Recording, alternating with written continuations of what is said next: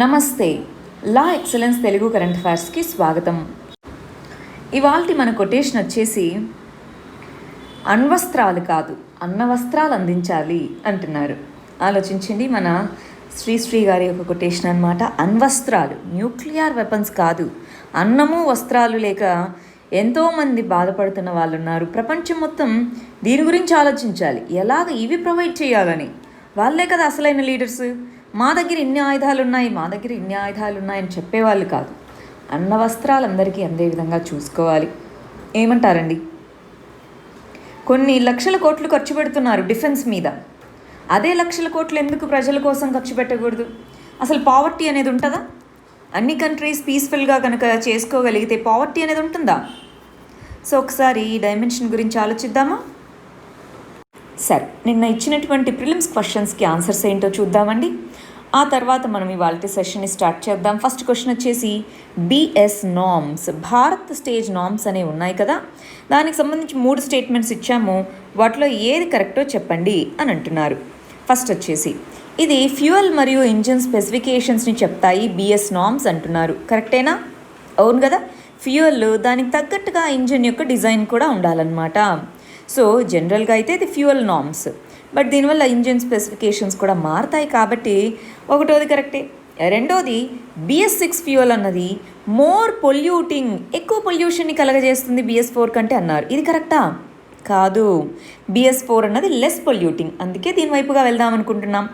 మూడోది గమనించండి, Bharat stage norms అన్నవి ఏవైతే ఉన్నాయో అవి ఇండియన్ అడాప్టేషన్స్. దేనికి సంబంధించి యూరో నార్మ్స్ని మన ఇండియన్ అడాప్టేషన్లో భారత్ నార్మ్స్ అని పిలుస్తూ ఉంటాం. అవును కదా.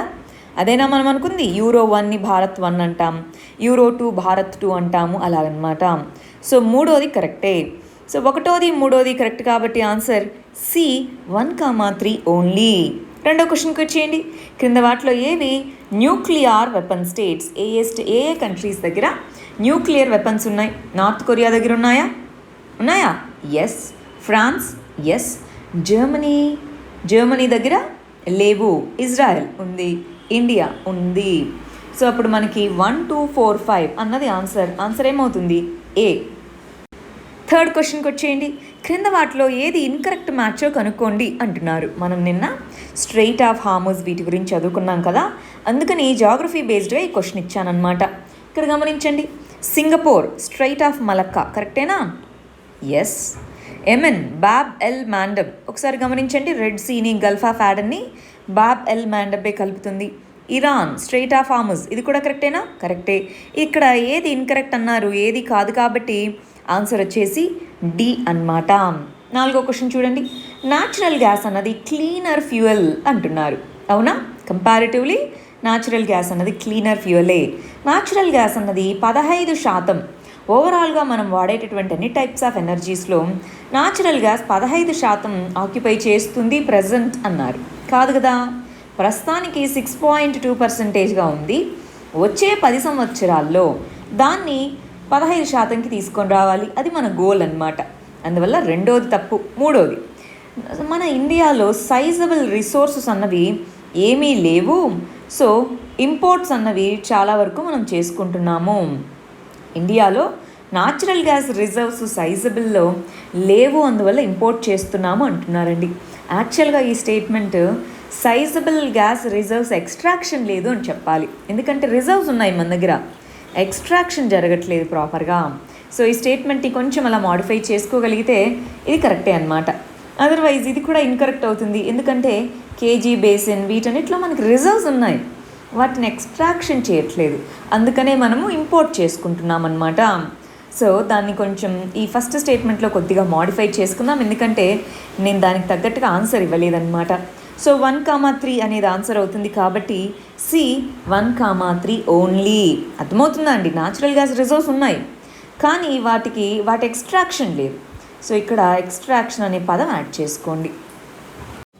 సరే, మనం ఇవాళ 17th, 18thకి సంబంధించిన ఆర్టికల్స్ చూద్దాం. వాటిలో రెండిట్లోనూ కంబైన్డ్గా ఉన్నాయండి. చాలా ఆర్టికల్స్ ఇండియా చైనా రిలేషన్స్ గురించే ఉన్నాయి. వాటన్నిటిని ఒకటే దగ్గర ప్లేస్ చేయడం జరిగింది. వాటిని చూద్దామా? ఫస్ట్ వచ్చేటప్పటికి ఇండియా చైనా రిలేషన్స్ చూడండి. ఇండియా అన్నది ప్రతి ఇంచ్ మన భూభాగంలో ప్రతి ఇంచ్ని కాపాడుకుంటాము అన్నట్టుగా మన ప్రైమ్ మినిస్టర్ చెప్పడం జరిగింది. దీన్ని మనం దేని కింద చదువుకుంటామండి? ఇంటర్నేషనల్ రిలేషన్స్ కింద చదువుకుంటాము. డైమెన్షన్ వచ్చేటప్పటికి ఇండియా చైనా రిలేషన్స్ అన్న కంటెక్స్లో చదువుకుంటాము. లెర్నింగ్ ఆబ్జెక్టివ్స్లో అసలు ఇండియా చైనా మధ్యలో ఎందుకు ఈ బార్డర్ కాన్ఫ్లిక్ట్ జరుగుతుంది, ఎందుకు ఈ బార్డర్ కాన్ఫ్లిక్ట్ అనేది జరుగుతుంది. రెండోది, సరే బార్డర్ కాన్ఫ్లిక్ట్ ఉంది, ఏం చేద్దాం మరి? బార్డర్ కాన్ఫ్లిక్ట్కి సంబంధించి ప్రజెంట్ కండిషన్ ఏముంది? ప్రజెంట్ కండిషన్లో మనకు తెలుసు, మన సైనికులు బార్డర్ దగ్గర ఈ గల్వాన్ వ్యాలీ అనేటటువంటి ప్రదేశంలో అమర మరణం పొందడం జరిగింది. మరి ఆ కంటెక్స్లో వే ఫార్వర్డ్ ఏంటి? యుద్ధానికి వెళ్దామా లేదా వే ఫార్వర్డ్ ఏంటి? ఇవి మనం తెలుసుకుందాం. ఇవంతా కూడా మెయిన్స్ పర్స్పెక్టివ్లో చూద్దాం. ఒక విషయం గమనించాలండి, ప్రతిదీ మెయిన్స్ పర్స్పెక్టివ్ అంటున్నారు, ప్రిలిమ్స్కి ఏంటి మరి అనంటే ఇక్కడ మనం చూస్తున్న లొకేషన్స్ లేదా ఇక్కడ మనం మాట్లాడుతున్న కన్వెన్షన్స్ వాటిని ప్రిలిమ్స్లో అడగచ్చు. మెయిన్స్ ప్రిలిమ్స్ డిఫరెంట్ అని నేను చెప్పనండి. కొన్ని సబ్జెక్ట్స్కి ప్రిలిమ్స్ మాత్రమే ఉంటాయి, కొన్ని మెయిన్స్కి మాత్రమే ఉంటాయి. కానీ చాలా సబ్జెక్ట్స్ మెయిన్స్ ప్రిలిమ్స్ సేమ్గా ఉంటాయన్నమాట. అందువల్ల మెయిన్స్ కన్నంత మాత్రాన అది ప్రిలిమ్స్కి యూజ్ అవ్వదని కాదు, స్పెసిఫిక్గా ఇది మెయిన్స్కి. బట్ దీని నుంచి మన అండర్స్టాండింగ్ ఏదైతే ఉంటుందో దాన్ని ప్రిలిమ్స్ పాయింట్ ఆఫ్ వ్యూలో కూడా అడగచ్చు. అందుకని జాగ్రత్తగా చూసుకోవాలి. సరే, ఆల్రెడీ మనకు తెలుసు కదా అండి ఏం జరుగుతుంది అన్నది. మనం లాస్ట్ 1.5 మంత్గా చదువుతూ ఉన్నాం. దానికి సంబంధించి ఒక సపరేట్ వీడియో కూడా చేసుకున్నాము. సో ఇక్కడైతే clarity on crisis. Opposition party వచ్చేసి ఇదిగో ఇంత క్రైసిస్ జరుగుతుంది కదా, మాకు క్లారిటీ ఇవ్వండి ఏం జరుగుతుందో అన్నారు. అందుకోసమని 19th జూన్న ఆల్ పార్టీ మీటింగ్ అన్నారు. ఆ రోజున మనకి డీటెయిల్డ్గా చెప్తాము అన్నట్టుగా చెప్పడం జరిగింది. సో మరి ఏం చేద్దాం? యుద్ధానికి వెళ్ళాల్సిందేనా? టాక్స్ ఇంపరేటివ్, టాక్స్ జరపాల్సిందే, టాక్సే మనకి వే ఫార్వర్డ్ అని అంటున్నారు. అవునా అండి? టాక్సే వే ఫార్వర్డ్, యుద్ధం కాదు అంటున్నారు. సరే, ఇక్కడ ఒక విషయం గమనించండి. ఇలాగా ఇక్కడ జరిగినటువంటి గొడవలో మన వాళ్ళు 20 మంది వాళ్ళ యొక్క ప్రాణాలని త్యాగం చేయడం జరిగిందండి. కానీ ఒక విషయం చెప్తాను, ఒకసారి ఆలోచించి చూడండి. ఇప్పుడు మీడియాలో మన వాళ్ళు 20 మంది చనిపోయారు. సో మీడియా కవరేజ్ ఎలా ఉంది? ఒక వారం క్రితం పాకిస్తాన్ ఇటు సైడ్ బార్డర్లో LOC దగ్గర షెల్లింగ్ ఇవన్నీ జరిపింది. మన వాళ్ళు ఎంతమంది చనిపోయారు? ప్రతిరోజు ఎంతమంది చనిపోతున్నారు? మావోయిస్టుల ప్రాంతంలో పారామిలిటరీ వాళ్ళు ఉన్నారు, CRPF వీళ్ళు. సో ఎంతమంది చనిపోతున్నారు ఒకసారి గమనిస్తున్నారా? నిన్న మొన్న చూశానండి, మన వాళ్ళందరూ స్టేటస్లో కూడా. సో ఇప్పుడు మన కల్నల్ సంతోష్ బాబు వీళ్ళు ఫొటోస్ పెట్టుకున్నారు. కానీ ఒకసారి గమనించండి, ప్రతిరోజు ఎంతోమంది జవాన్లు ప్రాణాలను వదులుతున్నారండి. అవునా? సో మనం వీళ్ళ యొక్క ప్రాణత్యాగాన్ని తక్కువగా చూడట్లేదు. కానీ మనం చెప్తుంది ఏంటంటే ప్రతిరోజు ఇలాంటివి జరుగుతున్నాయి.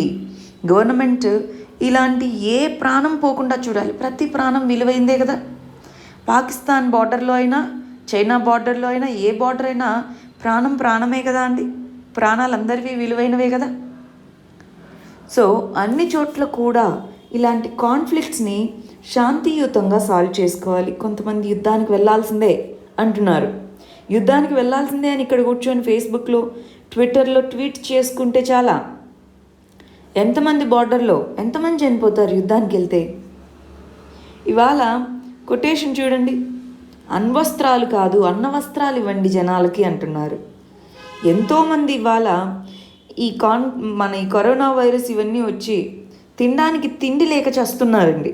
యుద్ధానికి వెళ్ళడం కాదు. ఎస్, మన ఇంటిగ్రిటీ, మన సావర్నిటీ ఇంపార్టెంట్, కానీ దానికి యుద్ధమే చేయాల్సిన అక్కర్లేదు. ఏమంటారు? ఆలోచించండి.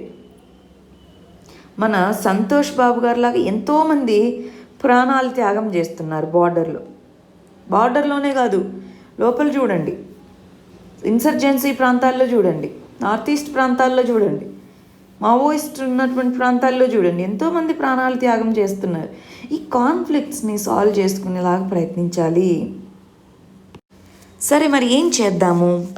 ఎప్పుడైనా చూడండి, రెండు దేశాల మధ్య కాన్ఫిడెన్స్ బిల్డింగ్ మెజర్స్ ఉండాలి. అంటే ఇదిగో మేము మీ సైడ్కి రాము, మీరు మా సైడ్కి రావద్దు, అలాంటి ఆ నమ్మకాన్ని కలిగించేటటువంటి కాన్ఫిడెన్స్ బిల్డింగ్ మెజర్స్ అనేవి ఉండాలి. ఒకటోది. రెండోది స్టేటస్ కో, అంటే ఈ ఇన్సిడెంట్స్ ఇవన్నీ జరగకముందు ఏదైతే ఉన్నిందో బార్డర్, సో ఆ స్టేటస్ కోని తీసుకొని వచ్చేందుకు ప్రయత్నించాలి. అవునా?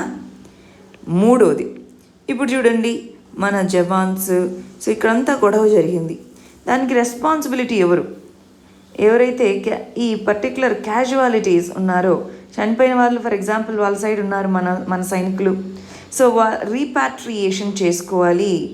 రీపాట్రియేషన్ అంటే ఇటు సైడ్ అప్పగించడము, ఇటు సైడ్కి అప్పగించడము, రిపాట్రియేషన్ చేసుకోవాలి.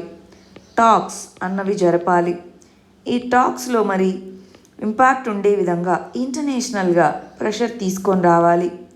ఇవి ఇక్కడ మనకి కొన్ని చెప్తున్నటువంటి మెజర్స్. ఇప్పుడు మనకు ఉన్నటువంటి వే ఫార్వర్డ్ ఏంటి అంటే ఇవే, యుద్ధానికి వెళ్ళడం కాదు. అవునా? సో ఇవి మరి ఇక్కడ ఈ పర్టికులర్ ఆర్టికల్లో అండి కొన్ని ఇంపార్టెంట్ విషయాలు చెప్తున్నారు. History, the stand of and the policy. అంటే అసలు ఎందుకు ఇంత కాన్ఫ్లిక్ట్ రావడం జరిగింది? 1962 తర్వాత ఇంత పెద్ద కాన్ఫ్లిక్ట్ రావడం ఇదే మొదటిసారి. 1975లో కూడా కాన్ఫ్లిక్ట్ జరిగిందండి. అప్పుడు కూడా ఇద్దరు సైనికులు చనిపోవడం జరిగింది. కానీ ఇంత పెద్ద కాన్ఫ్లిక్ట్ రాలేదు కదా. 1962లో యుద్ధం జరిగింది, ఇండియాకి చైనాకి యుద్ధం జరిగింది. సో ఆ తర్వాత ఇంత పెద్ద లెవెల్లో రాలేదు. ఇక్కడ జరిగినప్పటికీ కాన్ఫ్లిక్ట్ ఇంత పెద్ద లెవెల్లో రాలేదు. ఇప్పుడు ఎందుకు వచ్చింది అన్నది మనం చూడాలి. దీనికి సంబంధించి మనకున్నటువంటి మెజర్స్ ఏంటి, మనం ఏం చేయగలం దీని మీద అన్నది మనం చూడాలి. ఫస్ట్, ఇన్ఫ్రాస్ట్రక్చర్ని బిల్డ్ చేసుకోవడం. బార్డర్ రీజన్లో ఇన్ఫ్రాస్ట్రక్చర్ని బిల్డ్ చేసుకుంటున్నాం. యాక్చువల్గా ఇది ఒక సొల్యూషన్ అనుకున్నాం, కానీ దీన్నే రీజన్గా చెప్తున్నారు. అవునా? చైనా వాళ్ళు చెప్తున్నటువంటిది ఏంటి, మీరు ఈ ఇన్ఫ్రాస్ట్రక్చర్ని, రోడ్స్ ఇవేవైతే ఉంటాయో మా బౌండరీ వద్దకు తీసుకొని వస్తున్నారు, అందుకే మేము యాక్షన్ తీసుకోవాల్సి వస్తుంది అంటున్నారు.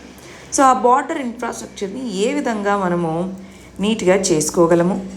రెండోది, సరే బార్డర్ ఇన్ఫ్రాస్ట్రక్చర్ ఖచ్చితంగా ఉండాల్సిందే. ట్రీటీస్ అనేవి ఆల్రెడీ మనము బౌండరీకి సంబంధించి ట్రీటీస్ చేసుకున్నాం. ఏ విధంగా ఇలాంటి కాన్ఫ్లిక్ట్ జరిగినప్పుడు త్వరగా మరి దాన్ని సాల్వ్ చేసుకునేందుకు ట్రీటీస్ చేసుకున్నాం. అవునా? ఆ ట్రీటీస్ అన్నిటినీ ఏ విధంగా మనం చూడాలి అన్నది చూసుకోవాలి. ఈ ట్రీటీస్లో మనము నార్త్ ఈస్టర్న్ రీజను, సిక్కిం 1975లో మన ఇండియాలో జాయిన్ అవ్వడము, ఈ ట్రీటీస్ వల్ల కూడా ఇంపాక్ట్ అనేది ఇండియా చైనా రిలేషన్స్ మీద పడింది. ఈ ఇండియా అన్నది ఎక్కువ ప్రాంతాన్ని ఆక్యుపై చేసుకునేలా ఉందని వాళ్ళు అనుకోవడము, మనము లేదు ఇది మాదే అందుకే మేము ట్రీటీ చేసుకుంటున్నాం అని మనం అనుకోవడము ఇలాగుంది. టిబెట్కి మనము సపోర్ట్గా ఉన్నాము. టిబెట్ నుంచి వచ్చిన రెఫ్యూజీస్ని మన ఇండియాలో అలో చేశాం. సో అది కూడా ఒక ఫ్లాష్ పాయింట్ అయింది రెండు దేశాల మధ్య. ఇప్పుడు టిబెట్కి సంబంధించి స్లోగా చైనా యొక్క ఇన్ఫ్లుయెన్స్ పెరిగిపోయింది. సో టిబెట్లో ఉన్న పాలసీని మనం ఏమన్నా చూడాలా? ఆర్టికల్ 370ని తీసేశాక అక్కడ ఉన్నటువంటి రీఆర్గనైజేషన్ ఏదైతే జరిగిందో, ఆ రీఆర్గనైజేషన్ తర్వాత రెండు దేశాల మధ్య అపనమ్మకం అనేది పెరుగుతూ వచ్చింది. సో ఇలాంటి వాటిని తీసుకున్నప్పుడు మన నైబరింగ్ కంట్రీస్ మీద ఎటువంటి ఇంపాక్ట్ ఉంటుంది, ఇవన్నీ మనం చూసుకోవాలి. అవునా? అంటే బార్డర్ ఇన్ఫ్రాస్ట్రక్చర్ చేస్తున్నాము. సో అది treaties, Tibet policy, article 370 reorganisation policy, వీటన్నిటినీ ఒకసారి మనం వీటి యొక్క ఇంపాక్ట్ ఎంత ఉండొచ్చు ఈ కాన్ఫ్లిక్ట్ మీద అన్నట్టుగా ఒకసారి మనం ఆలోచించుకోవాలి. దాని మీనింగ్ మనం తప్పు చేసామని కాదండి, ఆలోచించాలి. ఆ తర్వాత వే ఫార్వర్డ్గా ఈ మెజర్స్ అన్నీ తీసుకోవాలి. అంతేనా? వే ఫార్వర్డ్గా ఈ మెజర్స్ అన్నిటితో మనం ముందుకెళ్ళొచ్చు అన్నమాట. ఇక్కడ ఒకసారి ఏమేం జరిగాయి May 5th నుంచి మనం గమనించి చూస్తే ఏమేం జరిగింది మొన్నటి వరకు అన్నది ఇక్కడ ఇవ్వడం జరిగిందండి. ఇది తెలుసు కదా, సిక్కింలోను అటు మన లదాఖ్ బార్డర్లోనూ కాన్ఫ్లిక్ట్ జరగడం జరిగింది. Over a period of time అటు సైడ్ వాళ్ళు సైన్యాన్ని మోహరించడం, మనం మోహరించడం. ఆ తర్వాత మాట్లాడుతూ ఎస్కలేషన్ అంటే ప్రాబ్లమ్ని పెద్దది చేయడం, ఎస్కలేషన్ అంటే ప్రాబ్లమ్ని తగ్గించడం. సో ఎస్కలేషన్ అన్నారు. ఆ మాటలు జరుగుతూ ఉండగానే ఈ విధంగా కాన్ఫ్లిక్ట్ అనేది జరగడం జరిగింది. మరి దీన్ని తగ్గించేందుకు రెండు దేశాలు కూడా ప్రయత్నాలు అనేవి చేయాలి. దాని మీనింగ్ మనం వాళ్ళ చేతిలో ఓడిపోయామనో లేదా వాళ్ళు మన చేతిలో ఓడిపోయారనో కాదు. అలా మీడియా చూపించడం వల్లే ప్రాబ్లం అన్నమాట. ఇప్పుడు మనం మెజర్ తీసుకోవాలనుకున్నామండి. ఎవరైనా సరే ఇప్పుడు టాక్స్ జరుపుదామన్నారనుకోండి, ఇదిగో చైనా భయపడి టాక్స్కి వస్తానంటుంది అని మన మీడియా చెప్పడం, లేదా మనము టాక్స్కి వెళ్దాం అనుకున్నాం అనుకోండి, మన ఇండియా గవర్నమెంట్కి ఏం చేత కాదు, వాళ్ళతో టాక్స్కి వెళ్దాం అంటుంది, అది కరెక్ట్ కాదు. మీడియా ఎప్పుడు 0 or 1గా చూపించకూడదు. ఎప్పుడూ కూడా టాక్స్ జరపడము అంటే ఓడిపోవడం అని కాదు, అర్థం చేసుకోవాలి. కానీ అన్ఫార్చునేట్లీ ఈ మన మీడియా దీన్ని ఇలా చూపించడము, మనం దాన్ని ఒక ఎమోషనల్ ఇష్యూగా తీసుకుంటున్నాము. మనకి ఇక్కడ కూర్చొని మనకు అది ఎమోషనల్ ఇష్యూనే అండి. అక్కడ బార్డర్లో ఉన్న ప్రాంతాల్లో ఉన్న వాళ్ళకి, అక్కడ ఉన్న ఆర్మీకి, వీళ్ళందరికీ తెలుస్తుంది దాని పెయిన్. ఇక్కడుండి ఇండియా చూడండి వాళ్ళతో టాక్స్ అంట, ఇండియా వెనకడుగు వేసిందనో ఉండమో, చైనా వెనకడుగు వేసిందనో కరెక్ట్ కాదు. టాక్స్ అన్నది కరెక్ట్ ఎప్పటికీ. ఒక దేశం టాక్స్కి ముందుకెళ్ళింది, శాంతి కోసం ముందుకెళ్ళింది అంటే వెనకడుగు వేసినట్టు కాదు. సో ఈ మీడియా ఇలా చూపించడము చాలా ఇర్రెస్పాన్సిబుల్గా కొంతమంది వీడియోస్ ఇవన్నీ కూడా చేస్తూ ఉంటారండి. చాలా రకరకాల యూట్యూబ్ ఛానల్స్ ఉన్నాయి. సో అది కరెక్ట్ కాదు. టాక్స్ జరుపుతున్నారు అంటే వాళ్ళు మెతకవాళ్ళు అని కాదు, వాళ్ళకి పీస్ఫుల్గా శాంతియుతంగా సాల్వ్ చేసుకోవాలి అని. దాని మీనింగ్ వాళ్ళు చేతగాని వాళ్ళు అని కాదు. అర్థమవుతుందా? సో ఇర్రెస్పాన్సిబిలిటీ ఆఫ్ మీడియా అని చెప్పినప్పుడు ఇలాంటి విషయాలు మీరు గుర్తు తెచ్చుకుంటూ ఉండాలి. ఎథిక్స్లోనూ మీరు గుర్తు తెచ్చుకుంటూ ఉండాలి. టాక్స్ జరుపుతున్నాము, ఒక మనిషి శాంతియుతంగా సాల్వ్ చేసుకోవాలి అన్నంత మాత్రాన చేతగానితనం కాదు. రైట్? ఒకసారి ఎథికల్ వ్యూ పాయింట్లో ఆలోచించండి అండి. యుద్ధం అన్నది ఎథికలా? అసలు ఎంతమంది ప్రాణాలు కోల్పోతాయి, ఎంత ఆస్తి నష్టం జరుగుతుంది, ఎంత డెవలప్మెంట్లో వెనక్కి వెళ్ళిపోతాం. అంటే దాని మీనింగ్ మన ల్యాండ్ని వాళ్ళకి ఇచ్చేద్దామా? కాదు, మన ల్యాండ్ని ఇవ్వకుండా కూడా మనం చెరపచ్చు దీన్ని. దానికి ఒక ఎగ్జాంపుల్ చెప్తాను చూడండి. మనకి పాకిస్తాన్తో 1999లో ఈ LOC దగ్గర పెద్ద కాన్ఫ్లిక్ట్ మొదలవుతుంది. దాన్నే కార్గిల్ కాన్ఫ్లిక్ట్ అంటారు. కార్గిల్ కాన్ఫ్లిక్ట్ వచ్చినప్పుడు చాలామంది ఇదిగో ఇంకా ఎయిర్ ఫోర్స్ని వాడాల్సిందే అని అంటారు. ఎయిర్ పవర్ని వాడదాము ఫుల్ స్కేల్ యుద్ధం అని. అప్పుడు ప్రైమ్ మినిస్టర్ అటల్ బిహారీ వాజ్పేయి ఉంటారనమాట. ఆయన అంటారు, వద్దు, ఎయిర్ పవర్ వాడద్దు, వాడితే అది ఫుల్ స్కేల్ వార్ అవుతుంది, వాడకుండా మన ఆర్మీ, బార్డర్లో ఉన్న ఆర్మీతోనే మీరు అడ్డుకుంటూ ఉండండి, చైనా యొక్క ఆర్మీని అడ్డుకుంటూ ఉండండి. అంతలోపు ఇదిగో పాకిస్తాన్ చూడండి ఇలాగ చేసింది అని చెప్పేసి ఇంటర్నేషనల్ ప్రెషర్ని తీసుకొని వచ్చాం, పాకిస్తాన్దే తప్పు అని చూపించగలిగాం. దాంతో అన్ని కంట్రీస్ దాన్ని క్రిటిసైజ్ చేయడంతో అది వెనక్కి తగ్గింది. అలాగ చేయొచ్చు కదా, అలాంటి ఒక ఆప్షన్ ఉంది. కానీ చైనా అన్నది ఇప్పుడు డిఫరెంట్ పొజిషన్లో ఉందండి. పాకిస్తాన్ అంటే వీక్ కంట్రీ కాబట్టి ఇంటర్నేషనల్ ప్రెషర్కి తగ్గింది. కానీ చైనా తగ్గుతుందా? చైనా డిఫరెంట్ సిచ్యువేషన్లో ఉంది. చైనాతో అన్ని కంట్రీస్కి ఎకనామిక్గా స్ట్రాంగ్ రిలేషన్స్ ఉన్నాయి. ఎవరు కూడా దాన్ని క్రిటిసైజ్ చేసి దాంతో చెడు చేసుకోవాలని లేదు. USA ఓట్స్ కోసం ఇప్పుడు చేస్తుందే కానీ వాళ్ళు డైరెక్ట్గా చైనాతో కాన్ఫ్రంటేషన్కి ఇష్టం లేదు. ఎందుకని? ట్రేడ్ ఎక్కువ ఉంది, ఎకనామిక్ రిలేషన్స్ స్ట్రాంగ్గా ఉన్నాయి కాబట్టి. కానీ మనకి చూడండి RIC, Russia, India, China, BRICS grouping అని, షాంఘై కోఆపరేషన్ ఫార్మెట్స్ అని, ఇలాగ మల్టీలేటరల్ ఫార్మెట్స్ ఉన్నాయి. వాటితో మనం ముందుకెళ్ళాలి, వాటితో మాట్లాడుకోవాలి డిప్లొమాటిక్గా. ఇలాంటి వాటి ద్వారా మనం ముందుకు వెళ్ళాలి, అంతేనా? గమనించాలి. యుద్ధం వెళ్ళుండొచ్చు, 1999లో ఫుల్ స్కేల్లో యుద్ధం చేసి ఉండొచ్చు, కానీ అప్పటికే 2 దేశాల దగ్గర న్యూక్లియర్ వెపన్స్ ఉన్నాయి. సో మనము ఎథికల్గా పాకిస్తాన్ తప్పు అని చూపించాలనుకున్నాము, చూపించాము. అలాగ ఇప్పుడు కూడా మనము చైనానే ఆక్యుపై చేస్తుంది అన్నది ప్రూవ్ చేయాలి. మన గవర్నమెంట్ ఏమీ మాట్లాడకుండా, మీడియాలో ఏం స్టేట్మెంట్స్ ఇవ్వకుండా ఉంటే చైనా చూడండి, వాళ్ళే మా దగ్గర దాటారు, వాళ్ళని వెనక్కి తీసుకోండి అని ప్రతిరోజు అఫీషియల్ స్టేట్మెంట్స్ ఇవ్వడం వల్ల ఏమవుతుంది, వాళ్ళ స్టాండే కరెక్ట్ అన్నట్టుగా ఇంటర్నేషనల్గా కూడా చూడడానికి ఉంటుంది. అలా కాకుండా మన స్టాండ్ ఏంటి, అక్కడ క్లియర్గా ఏం జరుగుతున్నది అన్నది ఇంపార్షియల్గా చెప్పగలగాలి మనము. అంతేనా అండి? తర్వాత ఈ డిప్లొమాటిక్గా ఈ గ్రూప్స్లో మాట్లాడుకోవడము. వుహాన్ అనేటటువంటిది ప్లేస్. ఈ వుహాన్లో ఇన్ఫార్మల్ మీటింగ్స్, ఆ తర్వాత మల్లాపురంలో ఇన్ఫార్మల్ మీటింగ్స్, ఇవన్నీ చేసుకున్నాం కదా. సో ఇలాంటి వాటి యొక్క స్పిరిట్ ఇప్పుడు పోయింది. ఈ విధంగా మన జవాన్లను అక్కడ కాల్చివేయడం జరగలేదండి, మీరు గమనించాలి. అక్కడ బార్డర్లో గన్స్ ఉపయోగిస్తే యుద్ధం మొదలైనట్టే. సో గన్స్ ఉపయోగించలేదు, అందుకే ఈ రాళ్ళు ఇవి ఉపయోగించడం జరిగిందండి. సో మల్లాపురం వీటిలో పీస్ఫుల్గా 2 దేశాల మధ్య ప్రాబ్లమ్స్ని సాల్వ్ చేసుకోవాలనుకున్నాం. మరి ఇప్పుడు లేదే, దాన్ని మళ్ళీ రెస్టోర్ చేయాలి. అది మనం ఇక్కడ మాట్లాడాల్సిన విషయం. ఇవి ఇండియా మరియు చైనాకు సంబంధించినటువంటి బార్డర్ ఇష్యూకి సంబంధించిన విషయాలండి. ఒకసారి మీరు గమనిస్తూ రావాలి. మనం ఆల్రెడీ ఈ గల్వాన్ వ్యాలీ ఎక్కడుందో చూసుకుంటూ వచ్చాము కదా. గల్వాన్ వ్యాలీ ఎక్కడుంది, అసలు ఈ ఇన్సిడెంట్స్ ఎక్కడెక్కడ జరుగుతున్నాయి, ఆ మ్యాప్ అవన్నీ జాగ్రత్తగా ఫాలో అప్ చేసుకుంటూ రండి. రోజుకి ఫాలో అప్ చేసుకుంటూ రావాలి.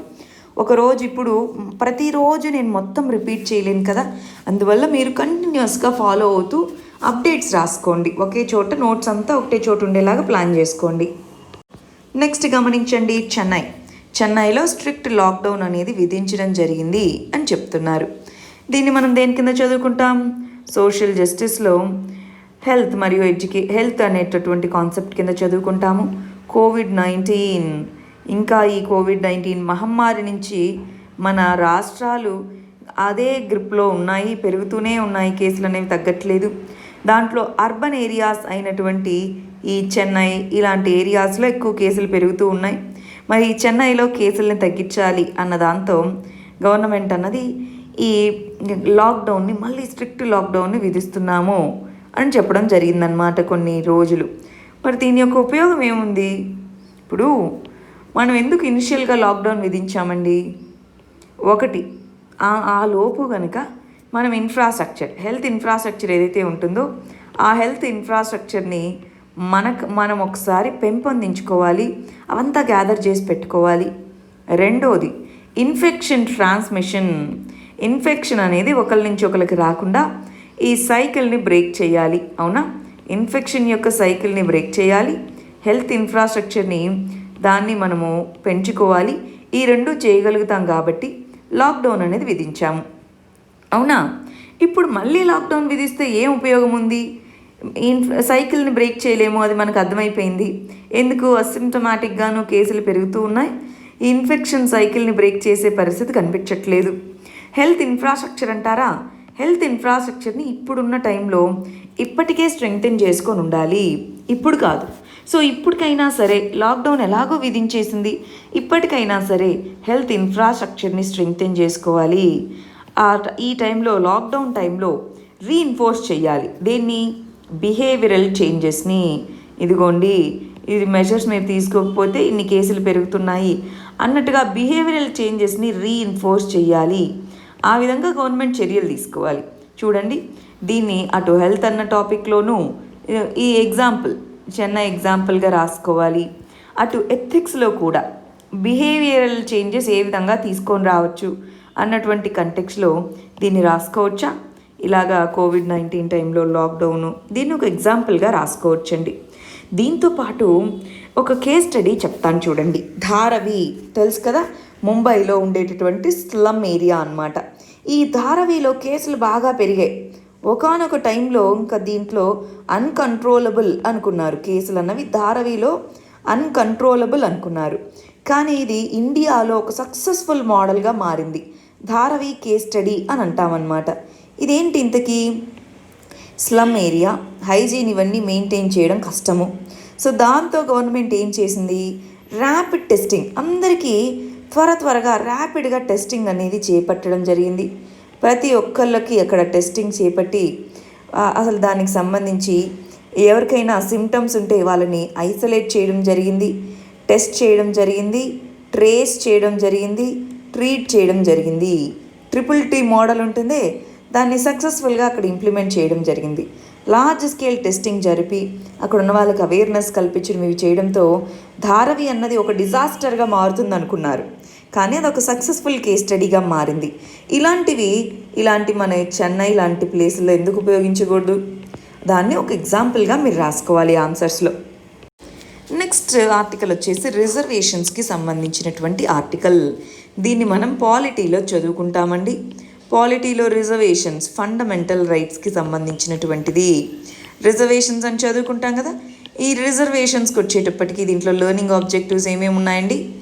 ఫస్ట్, అసలు ఈ రిజర్వేషన్స్కి సంబంధించి ఎందుకు రిజర్వేషన్స్ని కల్పించడం జరుగుతుంది? మామూలుగా మన రాజ్యాంగంలో రిజర్వేషన్స్ ఉన్నాయి కదా, ఎందుకు రిజర్వేషన్స్ని కల్పించడం జరుగుతుంది? అసలు దాని వెనుకున్నటువంటి ఫిలాసఫీ ఏంటి?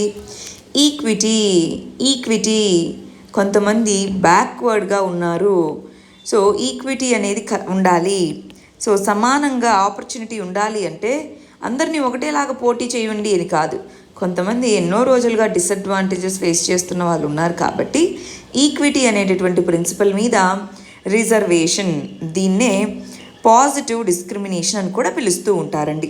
పాజిటివ్ డిస్క్రిమినేషన్ మనకి ఆర్టికల్ 15, ఆర్టికల్ 16.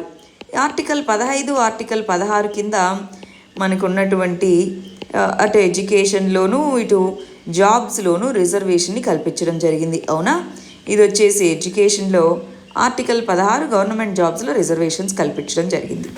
అయితే ఈ రిజర్వేషన్స్ని 2 రకాలుగా మళ్ళీ 2 పేర్లతో పిలుస్తామండి. ఒకటి వర్టికల్ రిజర్వేషన్. వర్టికల్ రిజర్వేషన్ అంటే ఏంటి? ఇప్పుడు 27% రిజర్వేషన్స్ బీసీస్కి ఇచ్చారు, అవునా అని అంటూ ఉంటారు. దాని మీనింగ్ ఏంటి? ఓవరాల్గా మనము ఇచ్చేటటువంటి ఓవరాల్గా ఉన్నటువంటి వాటిలో 100%లో 27% పోస్టులు కానివ్వండి, సీట్స్ కానివ్వండి, వాటిని ఓబీసీస్కి రిజర్వేషన్ చేయబడ్డాయి. ఆ తర్వాత కొంత పర్సంటేజ్ ఎస్సీస్కి, కొంత పర్సంటేజ్ ఎస్టీస్కి, అంటే ఓవరాల్గా 100లో ఇలాగా డివైడ్ చేసుంటాము. దాన్నే వర్టికల్ రిజర్వేషన్ అని అంటాం. హారిజాంటల్ రిజర్వేషన్ అంటే ఏంటి? మళ్ళీ 27%లో అంటే ఇచ్చినటువంటి ఓబీసీ రిజర్వేషన్స్లో ఇది లైన్, సో మళ్ళీ దీంట్లో బీసీఏ, బీసీబీ, బీసీడీ అలాగ డివైడ్ చేయడము. లేదా ఈ 27% ఓబీసీస్కి ఇచ్చిన రిజర్వేషన్లో ఇక్కడ ఫర్ ఎగ్జాంపుల్ మనం గమనించి చూస్తే మన తమిళనాడులో ఏం చేశారు? రూరల్ ఏరియాస్లో చదువుకొని గవర్నమెంట్ స్కూల్స్లో చదువుకున్న వాళ్ళకి ఏ రిజర్వేషన్లో అయినా సరే ఈ 27%లో 7.5% అక్కడ రూరల్ ఏరియాస్లో చదువుకున్న స్టూడెంట్స్కి ఇదిగోండి గవర్నమెంట్ స్కూల్స్లో చదువుకున్న స్టూడెంట్స్కి ఇవ్వాలి అని చెప్పి వాళ్ళు ఒక ఆర్డినెన్స్ని తీసుకొని రావడం జరిగింది. అంటే ఓబీసీస్కి 27% ఉన్నాయి. ఆ ఓబీసీస్లో గవర్నమెంట్ స్కూల్లో చదువుకున్నటువంటి ఓబీసీస్కి మళ్ళీ 27లో 7.5% వర్తిస్తుంది. అంటే రిజర్వేషన్స్లో శాతాన్ని పెంచట్లేదండి, 27% పెంచట్లేదు. ఆ ఉన్న 27%లో 7.5% గవర్నమెంట్ స్కూల్లో చదువుకున్న పిల్లలకే ఉండాలి అన్నట్టుగా రిజర్వేషన్ అమెండ్మెంట్ తీసుకొని రావడం జరిగింది. దాన్ని హారిజాంటల్ రిజర్వేషన్ అంటారు. సో కర్ణాటకలో కూడా ప్రొఫెషనల్ కోర్సెస్లో రూరల్ స్టూడెంట్స్కి ఇలాగ రిజర్వేషన్స్ 15% సీట్స్ని ఇవ్వడం జరిగింది. ఇక్కడ మన తమిళనాడు కూడా ఇలాగ రిజర్వేషన్స్ ఇవ్వడం జరిగింది. ఎందుకు రిజర్వేషన్స్ ఇచ్చారండి? ఇప్పుడు ఒక విషయం గమనించండి, వీళ్ళు రిజర్వేషన్స్ మెడికల్ కాలేజ్ సీట్స్లో ఇచ్చారనమాట. ఒక విషయం గమనించి చూడండి, ఇప్పుడు మెడికల్ సీట్ రావాలంటే కోచింగ్లు తీసుకొని ఎంతో ఇది ఉంటుంది. సో అలాంటిది కొంత పేద ప్రజలు రూరల్ ఏరియాస్ నుంచి వచ్చిన వాళ్ళు చేయగలరా? ప్లస్ ఇంకో విషయం గమనించాలి, ఇప్పుడు మెడికల్ సీట్స్ నీట్ ఎగ్జామ్ అంటున్నారు. నీట్ ఎగ్జామ్ ఏ లాంగ్వేజ్లో ఉంటుంది? తెలుగా, ఇంగ్లీషా? లోకల్ లాంగ్వేజ్ ఇంగ్లీషా ఉంటుందా? సో ఇంగ్లీష్ ఉండింది ఇనిషియల్గా. ఆ తర్వాత లోకల్ లాంగ్వేజెస్కి కూడా తీసుకొచ్చినప్పటికి కూడా సిలబస్ అన్నది స్టేట్ సిలబస్ కంటే ఎక్కువగా ఉంటుంది. మళ్ళీ దీనికి సపరేట్ కోచింగు, సపరేట్ ప్రిపరేషన్ అనేది ఉండాలి. మరి అలాంటప్పుడు రూరల్ ఏరియాస్ నుంచి గవర్నమెంట్ కాలేజెస్ నుంచి చదువుకుంటున్న వాళ్ళకి సపోర్ట్ అనేది ఉండట్లేదు. కార్పొరేట్ స్కూల్స్ కాలేజెస్లో చదువుకున్న వాళ్ళతో కంపీట్ అవ్వడం ఇబ్బందిగా ఉంది. దాంతో వీళ్ళు రిజర్వేషన్స్ కల్పించారు. దానికి వీళ్ళు ఏమన్నారు, మేమేం ఊరికే కల్పించలేదండి, ఇదిగో మేము ఒక కమిటీని వేసాము, ఆ కమిటీ యొక్క రికమెండేషన్స్ ప్రకారమే తీసుకొచ్చాము అన్నట్టుగా చెప్పడం జరిగిందనమాట. అర్థమవుతుందా? కానీ ఇది రిలవెంట్ అంటారా అండి? అవసరం అంటారా? ఆలోచించండి, ఒక్కసారి ఆలోచించి చూడండి. సో చాలామందికి ఈ పెయిన్ తెలుస్తుంది. రూరల్ ఏరియాస్ నుంచి రీజనల్ మీడియం నుంచి వచ్చిన స్టూడెంట్స్కి ఆ పెయిన్ తెలుస్తుందన్నమాట. ఇప్పుడు యూపీఎస్సీ రాస్తున్న స్టూడెంట్స్ ప్రిలిమ్స్ ఏ లాంగ్వేజ్లో ఉంటుందండి? హిందీ లేదా ఇంగ్లీష్. తెలుగులో ఉంటుందా? ఉండదు. క్వశ్చన్ అర్థం కాకపోతే అయిపోయింది. సో ఆ రిజర్వేషన్ అన్నది ఎందుకు ఇంపార్టెంట్ అన్నది అర్థమవుతుంది. కానీ రిజర్వేషన్ అన్నది షార్ట్ టర్మ్ మాత్రమే. ఎన్ని రోజులను రిజర్వేషన్ ఇస్తారండి? లాంగ్ టర్మ్లో మనం చేయాల్సింది ఏంటి? క్వాలిటీ ఎడ్యుకేషన్ని పెంచండి.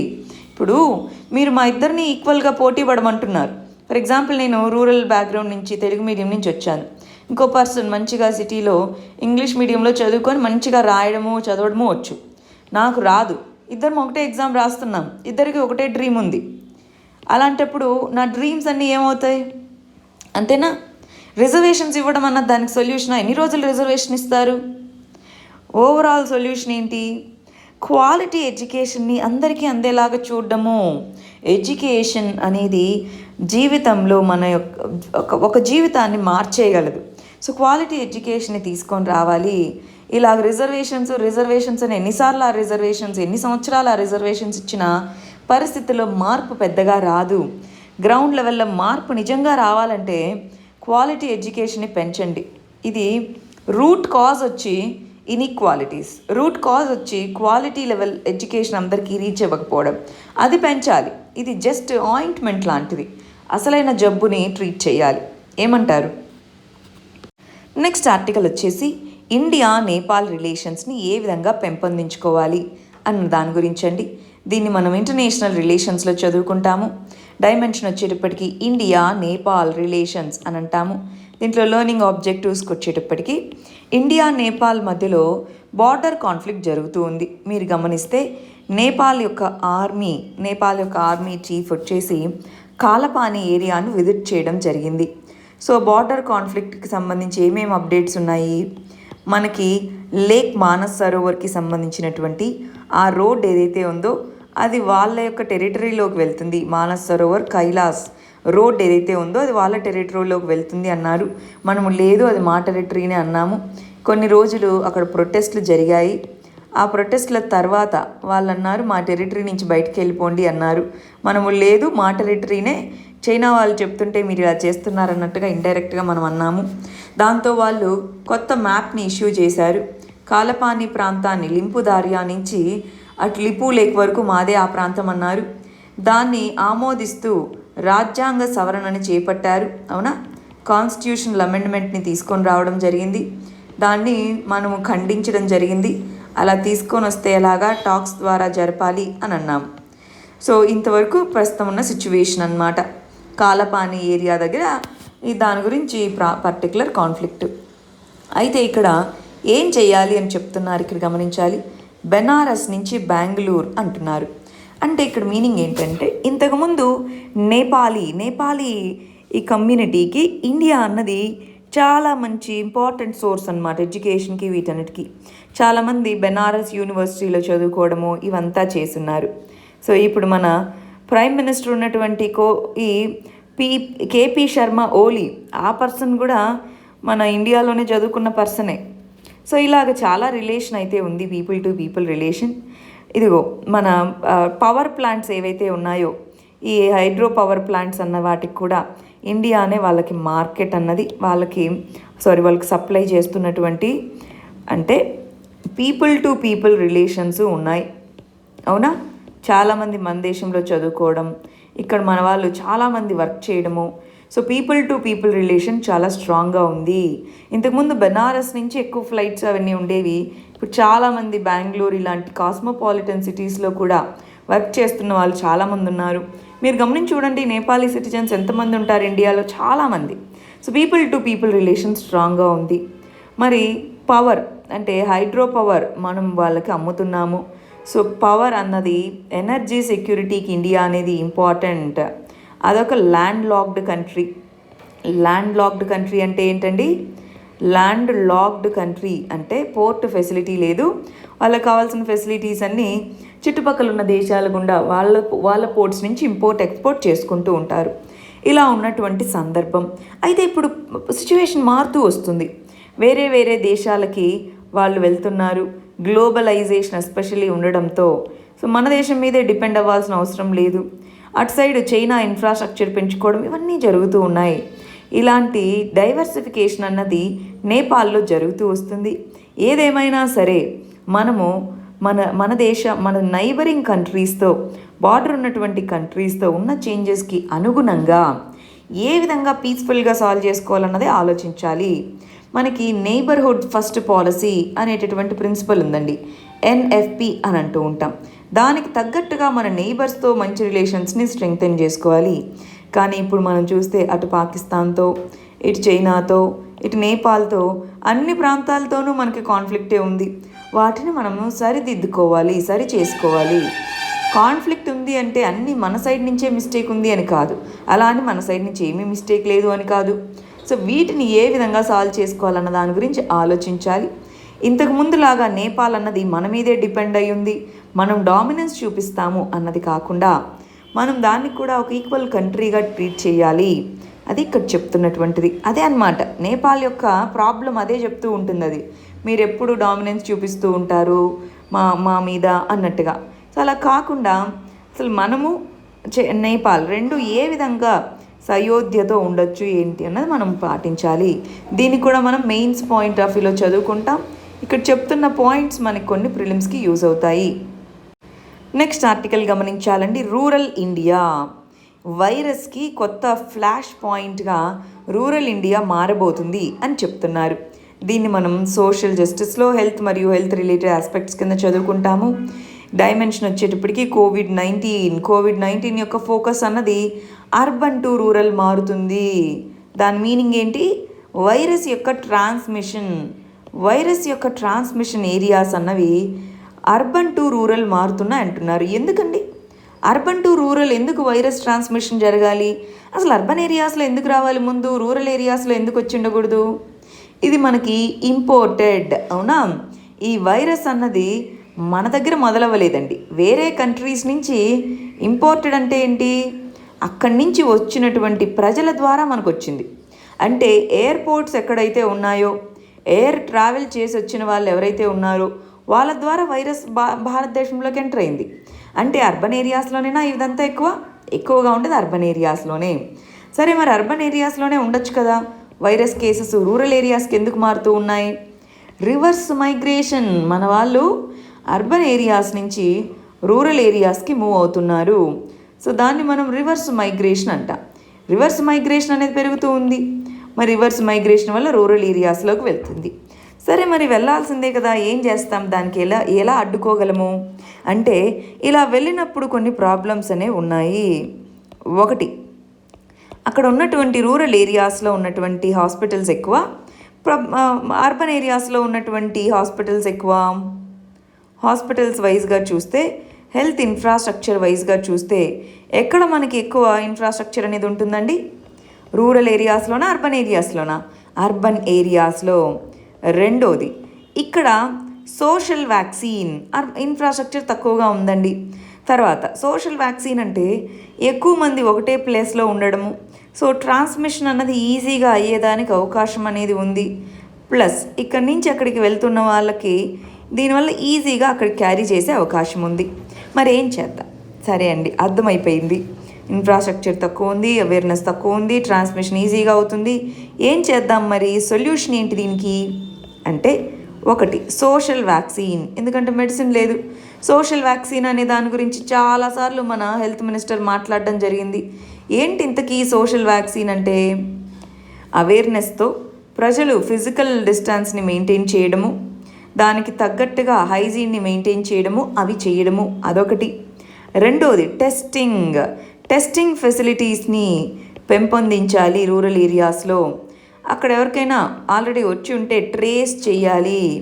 వాళ్ళకి ట్రీట్మెంట్ అందించేందుకు మేక్ షిఫ్ట్ హాస్పిటల్స్నైనా మనం తయారు చేసుకోవాలి. వీటిని చేయడం ద్వారా మన రూరల్ ఏరియాస్లో తగ్గించుకోగలము కేసెస్ని.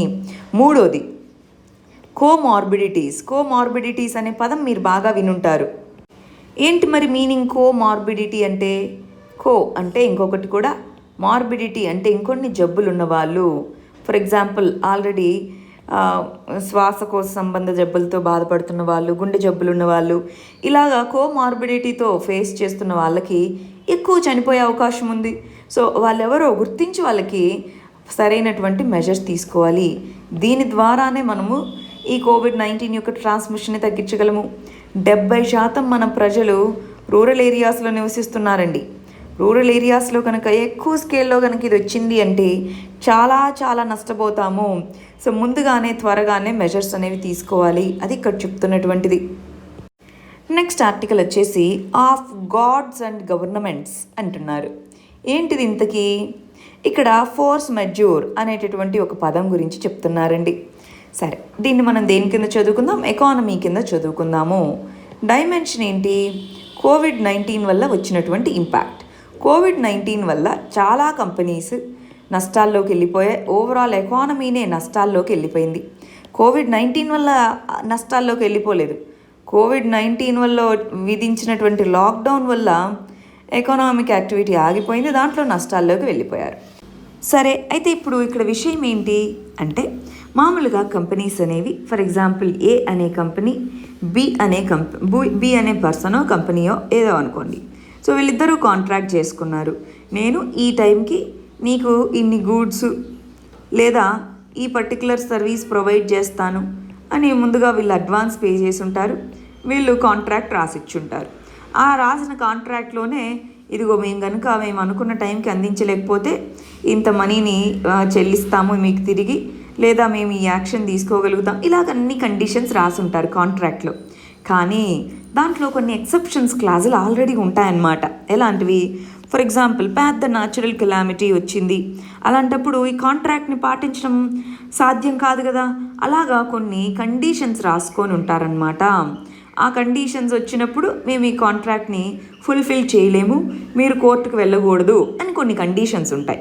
ఆ కండిషన్స్లో ఇదిగో యాక్ట్స్ ఆఫ్ గాడ్ అంటూ ఉంటారు. యాక్ట్స్ ఆఫ్ గాడ్ అంటే న్యాచురల్ కెలామిటీ వచ్చింది, ఫర్ ఎగ్జాంపుల్ సునామీ వచ్చిందండి, లేదా ఎర్త్క్వేక్ వచ్చింది.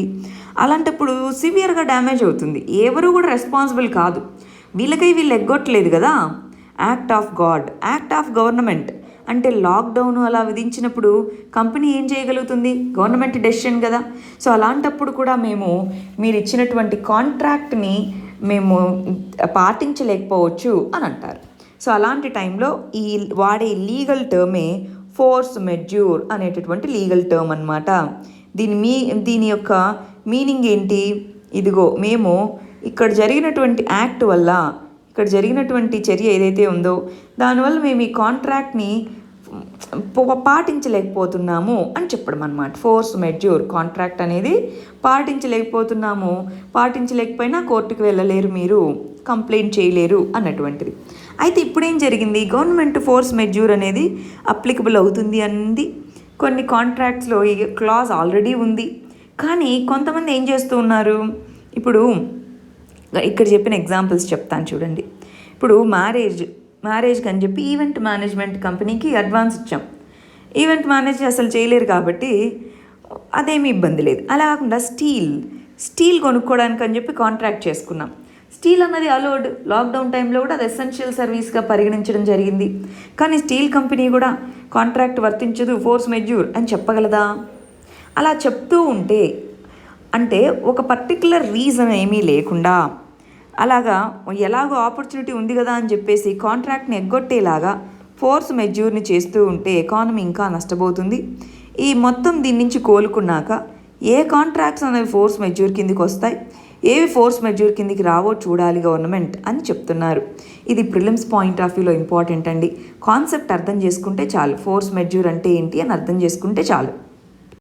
నెక్స్ట్ ఆర్టికల్ చూడండి. బెటర్ కండిషన్స్ ఆఫ్ వర్క్ అని అంటున్నారు. దీన్ని మనం దేని కింద చదువుకోవచ్చండి? సోషల్ జస్టిస్లో వల్నరబుల్ సెక్షన్స్ అన్న దాని కింద చదువుకుంటాము. డైమెన్షన్ వచ్చేటప్పటికి కోవిడ్-19 వల్ల చాలా నెగిటివ్ ఇంపాక్ట్ అనేది ఎస్పెషల్గా మైగ్రెంట్ పాపులేషన్ వీళ్ళ మీద పడడం జరిగింది. మరి చాలామంది అర్బన్ ఏరియాస్ నుంచి రూరల్ ఏరియాస్కి రివర్స్ మైగ్రేట్ వెళ్ళిపోయి ఉన్నారు. మరి ఇలాంటి టైంలో ఏం చేయాలి? అక్కడున్న వాళ్ళకి ఏ విధంగా బార్గెనింగ్ పవర్ పెరగాలి అన్న దాని గురించి ఈ ఆర్టికల్లో మాట్లాడుతున్నారండి. అంటే వెనక్కి వచ్చేసారండి, మళ్ళీ అర్బన్ సెంటర్స్కి వెళ్ళాలి లేదా అక్కడే ఉండిపోవాలి. అలాంటి టైంలో సస్టైనబుల్గా ఏ విధంగా వాళ్ళ యొక్క వాళ్ళ లైవ్లీహుడ్స్ ఉండొచ్చు, బార్గెనింగ్ పవర్ని ఏ విధంగా పెంచుకోవాలి అన్నది మనం చూద్దాం. దీంట్లో ఒక ఇంపార్టెంట్ కాన్సెప్ట్ గురించి మాట్లాడడం జరిగింది. దాన్నే కోఆపరేటివ్ సొసైటీ అని అంటున్నారు. ఈ కోఆపరేటివ్ సొసైటీస్ అనేటటువంటి కాన్సెప్ట్ చాలా చాలా ఇంపార్టెంట్. దేనికి? ప్రిలిమ్స్కి. మెయిన్స్లో కోఆపరేటివ్ సొసైటీస్ వల్ల ఏ విధంగా ఇప్పుడున్నటువంటి రూరల్ అర్బన్ ఏరియాస్లో ఎకనామిక్ యాక్టివిటీని రివాంప్ చేయొచ్చు, కోఆపరేటివ్ సొసైటీస్గా ఫామ్ చేయడం వల్ల ఎకనామిక్ యాక్టివిటీని ఏ విధంగా రివాంప్ చేయొచ్చు, ఇవన్నీ ఇక్కడ తెలుసుకుందాం. చాలా ఇంపార్టెంట్ ఆర్టికల్ ప్రిలిమ్స్కి మెయిన్స్కి రెండిటికి. ఫస్ట్ కోఆపరేటివ్ సొసైటీస్ అంటే ఏంటో చూద్దాం. మనకి ఐకమత్యమే బలము అని అంటూ ఉంటారు, గమనించారా? ఐకమత్యమే బలము. కోఆపరేటివ్ సొసైటీ అంటే ఏంటి? ఫర్ ఎగ్జాంపుల్ ఒక కుట్టు మిషన్ ఉందండి, కుట్టు మిషన్ కుట్టేటటువంటి దర్జీ ఉన్నాడు అనుకుందాం, టైలర్. సో ఒకళ్ళే అయితే వీళ్ళకి కాంట్రాక్ట్లు అవి రావాలంటే కష్టం, దగ్గర ఉన్న వాళ్ళే ఇవ్వాలి. ఒక 100 మంది కలిసి ఒక గ్రూప్గా ఫామ్ అయితే వీళ్ళందరూ కాంట్రాక్ట్ తీసుకోవచ్చా? ఒక కంపెనీ నుంచో ఒక దీని నుంచో. సో ఎక్కువ మంది ఉండే కొద్దీ వాళ్ళ యొక్క బార్గెనింగ్ పవర్ పెరుగుతుంది. ఇప్పుడు ఒక క్యాపిటలిస్ట్, ఒక ఇండివిజువల్ ఒక 10 లక్షలు వీళ్ళ మీద ఇన్వెస్ట్ చేయాలనుకున్నాడండి, కానీ ఎక్కువ డబ్బులున్న వ్యక్తి దగ్గర పవర్ ఎక్కువ ఉంటుంది. కానీ ఇలా ఎక్కువ మంది కనుక గ్రూప్గా ఫామ్ అయితే బార్గెనింగ్ పవర్, మాకు ఇంత పే చేయండి అని అడిగేటటువంటి పవర్ పెరుగుతుందా లేదా? దాన్నే కోఆపరేటివ్ అనగా అంటూ ఉంటాము. అంటే అందరూ కలిసి కోఆపరేటివ్ సొసైటీగా ఫామ్ అవ్వడం. అది ఇంతకుముందు నుంచి కూడా ఉన్న కాన్సెప్టే. కానీ 97వ రాజ్యాంగ సవరణ చట్టము వెరీ వెరీ ఇంపార్టెంట్, 2011లో తీసుకొచ్చారండి. 97వ రాజ్యాంగ సవరణ చట్టం కింద కోఆపరేటివ్ సొసైటీస్కి పవర్స్ ఉండాలి, దాన్ని రాజ్యాంగంలో చేర్చాలి అన్నట్టుగా ఆర్టికల్ 19(1)(6) దీంట్లో రైట్ టు ఫామ్ అసోసియేషన్స్ అని ఉంటుంది. అసోసియేషన్స్ని ఫామ్ చేసేటటువంటి ఫ్రీడమ్, దాంట్లో అసోసియేషన్స్ అన్న దాంట్లో కోఆపరేటివ్ సొసైటీస్ అని కూడా యాడ్ చేయడం జరిగింది. ఆర్టికల్ 43B ఇది దేంట్లో అండి? ఫండమెంటల్ రైట్స్కి సంబంధించినటువంటిది. ఆర్టికల్ 43B దేనికి సంబంధించింది? డిపిఎస్పి. ఆర్టికల్ 43B కింద డిపిఎస్పిలో కోఆపరేటివ్ సొసైటీస్ని ప్రమోట్ చేయాల్సిన బాధ్యత గవర్నమెంట్దే అని చెప్పబడి ఉంది. పార్ట్ 9B అనే దాంట్లో అసలు కోఆపరేటివ్ సొసైటీస్ యొక్క స్ట్రక్చర్ ఏంటో, వాటికి ఉండేటటువంటి పవర్స్ ఏంటో, వాటికి గవర్నమెంట్ ఏ విధంగా హెల్ప్ చేయాలో అదంతా చెప్పడం జరిగింది.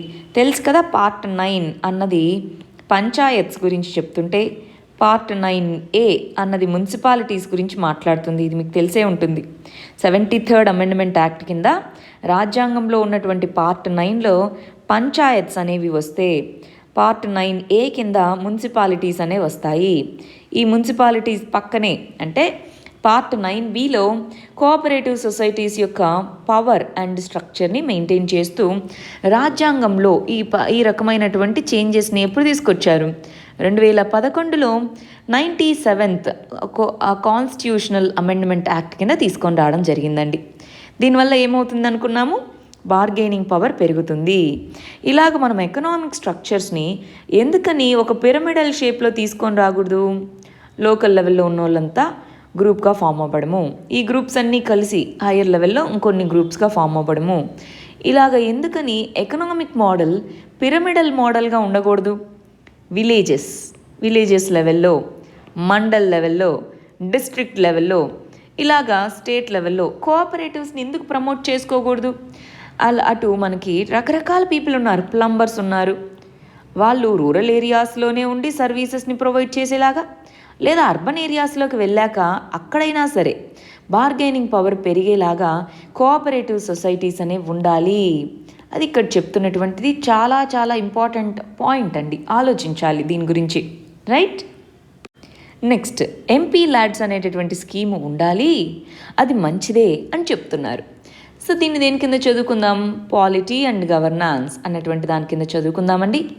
డైమెన్షన్ వచ్చేటప్పటికి మన ఫినాన్షియల్ పవర్స్, లెజిస్లేచర్ యొక్క ఫినాన్షియల్ పవర్స్, లెజిస్లేటర్స్ ఎవరైతే ఉంటారో వాళ్ళ యొక్క రెస్పాన్సిబిలిటీస్ ఏంటి అన్న దాని కింద చూస్తే మనకి లెజిస్లేచర్ రెస్పాన్సిబిలిటీస్ ఏంటి అన్నది ఒకసారి చూద్దాం. అసలు ఏం చేస్తారు ఈ లెజిస్లేటర్స్, ఎంపీస్, ఎమ్మెల్యేస్ వాళ్ళు ఏం చేస్తారు అన్నది ఒకసారి చూద్దాం. రెండోది, అసలు ఎంపీ ల్యాడ్స్ స్కీమ్ అంటే ఏంటో చూద్దాము. ఈ ఎంపీ ల్యాడ్స్ స్కీమ్ యొక్క ఆవశ్యకత ఏంటి, దాని యొక్క నీడ్ ఏంటి అన్నది మనం చూద్దాము. మరి దాన్ని వద్దు తీసేయాలి అంటున్నారు కదా, అంటే దాని క్రిటిసిజం అనేనా దాని మీనింగ్, అసలు ఆ క్రిటిసిజం అంటే ఏంటి చూద్దాం. ఐదోది, వే ఫార్వర్డ్, మరి ఏం చేద్దాం ఓవరాల్గా అన్నది చూద్దాం. మెయిన్స్కి 10 మార్క్స్ క్వశ్చన్గా దీన్ని అడగచ్చు, ప్రిలిమ్స్లోనూ దీన్ని అడగచ్చు.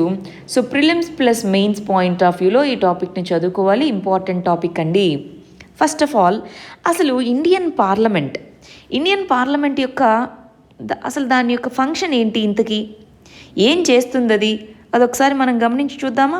ఇండియన్ పార్లమెంట్ అంటుంటాం కదా, దాని యొక్క ఫంక్షన్ ఏంటి, అది ఏ విధమైనటువంటి పనులను చేస్తూ ఉంటుంది అని మనం గమనించి చూస్తే, ఇదిగోండి పార్లమెంట్, మన యొక్క పార్లమెంటరీ వ్యవస్థలో పార్లమెంట్ చేసేటటువంటి పనులలో పొలిటికల్, ఫినాన్షియల్ కంట్రోల్ అనేది ఎవరి మీద, ఎగ్జిక్యూటివ్ మినిస్టర్స్ ఎంత డబ్బులు ఖర్చు పెడుతున్నారు ఏంటి, చట్టాల ద్వారా. సూపర్విజన్ ఆఫ్ అడ్మినిస్ట్రేషన్ని సూపర్వైజ్ చేయడము. గవర్నమెంట్ ఆఫ్ ద డే, ఎవరైతే గవర్నమెంట్ ఫామ్ చేస్తున్నారో వాళ్ళ దగ్గర నుంచి ఇన్ఫర్మేషన్ రాబట్టడము. ప్రజల యొక్క గ్రీవాన్సెస్, ప్రాబ్లమ్స్ని పార్లమెంట్లో చెప్పడము. నేషనల్ ఇంటిగ్రేషన్, మనమంతా ఒక నేషన్ అన్నటువంటి ఫీలింగ్ పార్లమెంట్ వ్యవస్థ ద్వారా మనకి రావడము. లెజిస్లేటివ్ అండ్ కాన్స్టిట్యూయెంట్ ఫంక్షన్స్, చట్టాలు పాస్ చేయడము. కాన్స్టిట్యూషనల్ అమెండ్మెంట్స్ తీసుకొని రావడము. లీడర్షిప్, ఫ్యూచర్ లీడర్షిప్ని తీసుకొని రావడము. ఇవన్నీ కూడా పార్లమెంట్కు ఉన్నటువంటి ఫంక్షన్స్. పార్లమెంట్ అంటే ఎవరు, దాంట్లో ఉన్నటువంటి ఎంపీస్, అది పార్లమెంట్ అవ్వచ్చు లేదా స్టేట్ లెవెల్లో అవ్వచ్చు, ఇవేనా ఫంక్షన్స్. వెరీ వెరీ ఇంపార్టెంట్, ప్రిలిమ్స్లో అడుగుతూ ఉంటారు. విచ్ ఆఫ్ ది ఫాలోయింగ్, క్రింద వాటిలో ఏవి పార్లమెంట్కు ఉన్నటువంటి లేదా లెజిస్లేటర్స్కి ఉన్నటువంటి ఫంక్షన్స్ అని అడిగినప్పుడు political, financial control, supervision of administration, dissemination of information, grievance redressal, national integration, ఇలాగన్నీ రాసుకోగలగాలి, అవునా, వీటిని ఐడెంటిఫై చేయగలగాలి ప్రిలిమ్స్లో. సరే, ఇప్పుడు స్కీమ్ గురించి చూద్దాం. ఎంపీ ల్యాడ్స్ అనేటటువంటి స్కీమ్, దీన్ని ministry of statistics and programme implementation అనేది ఇంప్లిమెంట్ చేస్తుందండి. ప్రతి సంవత్సరం 5 కోట్ల రూపాయలని ఈచ్ ఎంపీ, రాజ్యసభ ఎంపీ అవ్వచ్చు, లోక్సభ ఎంపీ అవ్వచ్చు, అలొకేట్ చేస్తుంది. నాన్ ల్యాప్సబుల్ ఫండ్స్ అంటే ఈ సంవత్సరం అలొకేట్ చేసింది 2 కోట్లే ఖర్చు పెట్టారు, మిగిలింది ఖర్చు పెట్టలేకపోయారు, ఆ 3 కోట్లు నెక్స్ట్ ఇయర్కి యాడ్ అవుతుంది. నెక్స్ట్ ఇయర్కి వచ్చే 5 కోట్లతో పాటు ఈ 3 కోట్లు యాడ్ అవుతుంది. ప్రాజెక్ట్స్ని ఐడెంటిఫై చేసేది ఎంపీ, కానీ దాన్ని ఇంప్లిమెంట్ చేసేది మాత్రం డిస్ట్రిక్ట్ అథారిటీసే అన్నమాట. మరి ఎలక్టెడ్ అయిన ఎంపీస్ ఉంటారు, నామినేట్ చేయబడ్డ ఎంపీస్ ఉంటారు, అవునా. లోక్సభలో 2 ఆంగ్లో ఇండియన్స్ని నామినేట్ చేయబడుతుంది. రాజ్యసభలో 12 మంది ఎమినెంట్ పీపుల్ని ప్రెసిడెంట్ ఆఫ్ ఇండియా నామినేట్ చేస్తారు, అవునా. ఎలక్టెడ్ అంటే డైరెక్ట్లీ ఎలక్టెడ్, ఇండైరెక్ట్లీ ఎలక్టెడ్, దీంట్లో లోక్సభ, రాజ్యసభ ఉంటారు. సరే, ఇక్కడ గమనించండి, ఎలక్టెడ్ ఎంపీ తన కాన్స్టిట్యుయెన్సీలో ఏమేం వర్క్స్ని అసలు ఎలా రికమెండ్ చేయొచ్చు వర్క్స్ని ఇక్కడ గమనించాలి. ఒక ఎంపీ ఇక్కడ పనులు ఇవి చేయండి అయ్యా అని చెప్తారు. అక్కడ ఉన్నటువంటి డిస్ట్రిక్ట్ అథారిటీస్ ఆ పనులకి టెండర్స్ అవన్నీ పిలిచి వాటిని ఇంప్లిమెంట్ చేసేదంతా డిస్ట్రిక్ట్ లెవెల్ అథారిటీ. జస్ట్ ఆ వర్క్ని ఐడెంటిఫై చేయడం మాత్రమే ఎంపీకి ఉన్నటువంటి పని అన్నమాట. సో లోక్సభ ఎలక్టెడ్ ఎంపీ అయితే తను ఎక్కడి నుంచి ఎన్నికవ్వబడ్డారో ఆ కాన్స్టిట్యుయెన్సీ నుంచే, ఆ కాన్స్టిట్యుయెన్సీలోనే పనులని అలొకేట్ చేయండి అని చెప్పచ్చు. రాజ్యసభ మెంబర్ అయితే ఆ రాష్ట్రంలో ఏ రాష్ట్రం నుంచి రాజ్యసభ మెంబర్గా ఎలక్ట్ అయి ఉన్నారో ఆ రాష్ట్రంలో ఎక్కడైనా సరే ఆ పనులను చేపట్టండి అని చెప్పచ్చు. అదే నామినేటెడ్ మెంబర్స్, లోక్సభ అయినా సరే, రాజ్యసభ అయినా సరే, దేశంలో ఏ స్టేట్లో అయినా, ఏ డిస్ట్రిక్ట్లో అయినా పనులను చేపట్టండి అని చెప్పి రికమెండ్ చేయొచ్చు. మరి అసలు ఈ స్కీమ్ ఎంపీ ల్యాడ్స్ స్కీమ్ అన్న దానికి ఉన్నటువంటి ఉపయోగాలు ఏంటి, ఫర్ ఆర్గ్యుమెంట్స్ ఏంటి? ఆ రీజనల్ ఇంబ్యాలెన్సెస్ని తగ్గిస్తుంది. కొన్ని ప్రాంతాల్లో ఇన్ఫ్రాస్ట్రక్చర్ ఇవన్నీ సరిగా లేవు, ఈ స్కీమ్స్ ఏవైతే ఉన్నాయో అవి సరిగా ఇంప్లిమెంట్ అవ్వట్లేదు. అలాంటి టైంలో ఇన్ఫ్రాస్ట్రక్చర్ బిల్డ్ చేయడంలో వాటిలో ఈ 5 కోట్లైనా ఉపయోగపడతాయి కదా. సో రీజనల్ ఇంబ్యాలెన్సెస్ని తగ్గిస్తాయి. అక్కడ ఉండేటటువంటి లోకల్ ప్రాబ్లమ్స్ ఏవైతే ఉంటాయో ఆ లోకల్ ప్రాబ్లమ్స్ మా లీడర్స్ ఉన్నారు అన్నటువంటి ఈ లోకల్ ప్రాబ్లమ్స్కి ఇదిగో నేను పనులు అలొకేట్ చేపిస్తాను, ఇక్కడ మీరేం ఇబ్బంది పడద్దు అన్నటువంటి ట్రస్ట్ లోకల్ లీడర్ పెంచడానికి మనకి ఈ ఫండ్ అనేది ఉపయోగపడుతుంది. మూడోది, ఇక్కడ ఉన్నటువంటి ఫంక్షన్ ఏంటి మరి? ఎంపీ ఇప్పుడు పార్లమెంట్ ఉన్నప్పుడే ఉంటారండి, మిగిలిన టైంలో ఏంటి? సో ఎంపీ తన యొక్క కాన్స్టిట్యుయెన్సీ ఏదైతే ఉందో ఆ కాన్స్టిట్యుయెన్సీ యొక్క వెల్ఫేర్ అనేది చూసుకుంటున్నట్టు దీనివల్ల అనిపిస్తుందా లేదా? సో ఇవన్నీ కూడా ఫర్ ఆర్గ్యుమెంట్స్. మరి అగెయిన్స్ట్ ఆర్గ్యుమెంట్స్ అంటే ఇది వద్దు అని చెప్పడానికి ఉన్నటువంటి వాదనలు ఏంటి? మన దగ్గర ఏమున్నాయి వాదనలు? ఒకటి, దీంట్లో లార్జ్ స్కేల్ కరప్షన్ అనేది ఇన్వాల్వ్ అయ్యి ఉంది. ఎందుకు? వాళ్ళకి తెలిసిన వాళ్ళకే దీన్ని అలొకేట్ చేసుకోవడము ఇదంతా కూడా జరుగుతూ ఉంది. సిఏజీ కూడా చెప్పింది ఈ పనుల్లో చాలా వాటిలో క్వాలిటీ అనేది తక్కువగా ఉంది అని సిఏజీ చెప్పడం జరిగింది. చాలా ఫండ్స్ నాన్ యూటిలైజ్డ్ ఆర్ అన్యూటిలైజ్డ్గా అలా ఉండిపోతున్నాయి, ఫండ్స్ అన్నవి యూజ్ చేసుకోవట్లేదు ఈ ఫండ్స్లో. ఇలాగ మనకి క్రిటిసిజం అనేది ఉంది. సో దీనివల్ల ఈ సపరేషన్ ఆఫ్ పవర్స్ అనేది పోతుంది.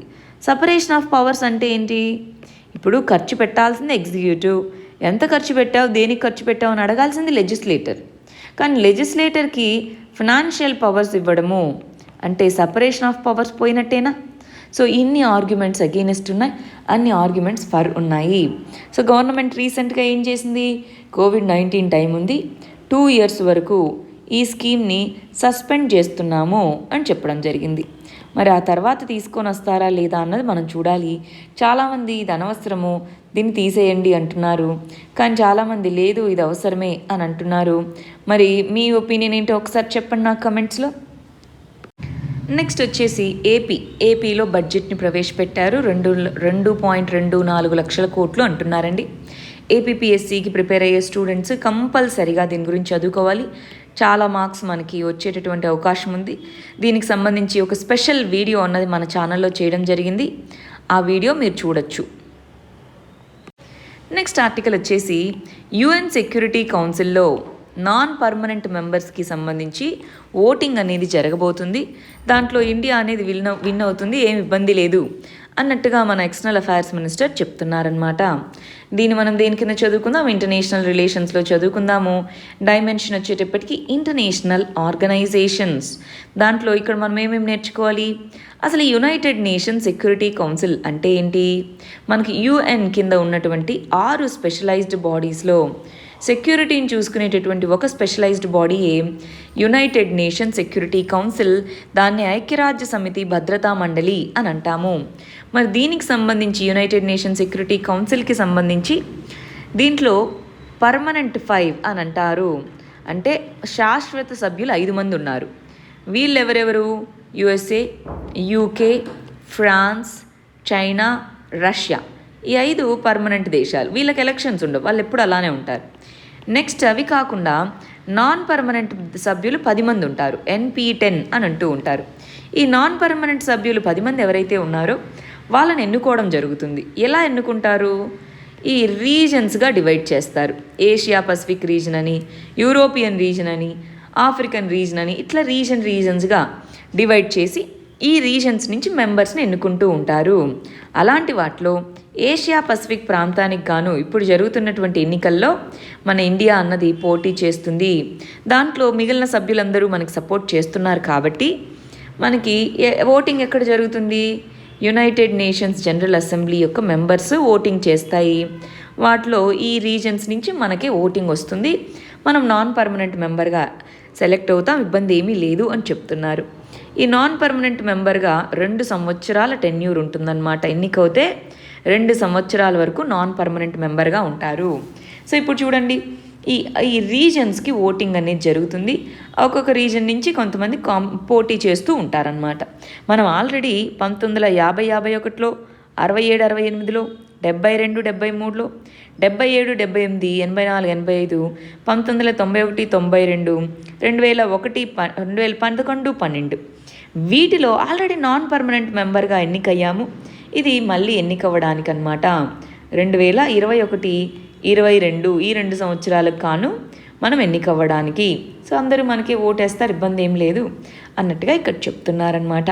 మనం ఏమంటున్నాం, నాన్ పర్మనెంట్ సీట్ సరే, మాకు పర్మనెంట్ సీట్ కూడా కావాలి అని అడుగుతున్నాం అనమాట. సో అదెందుకో ఇక్కడ చెప్పబడి ఉంది, ఒకసారి చూడండి. నెక్స్ట్ ఆర్టికల్ వచ్చేసి మనకి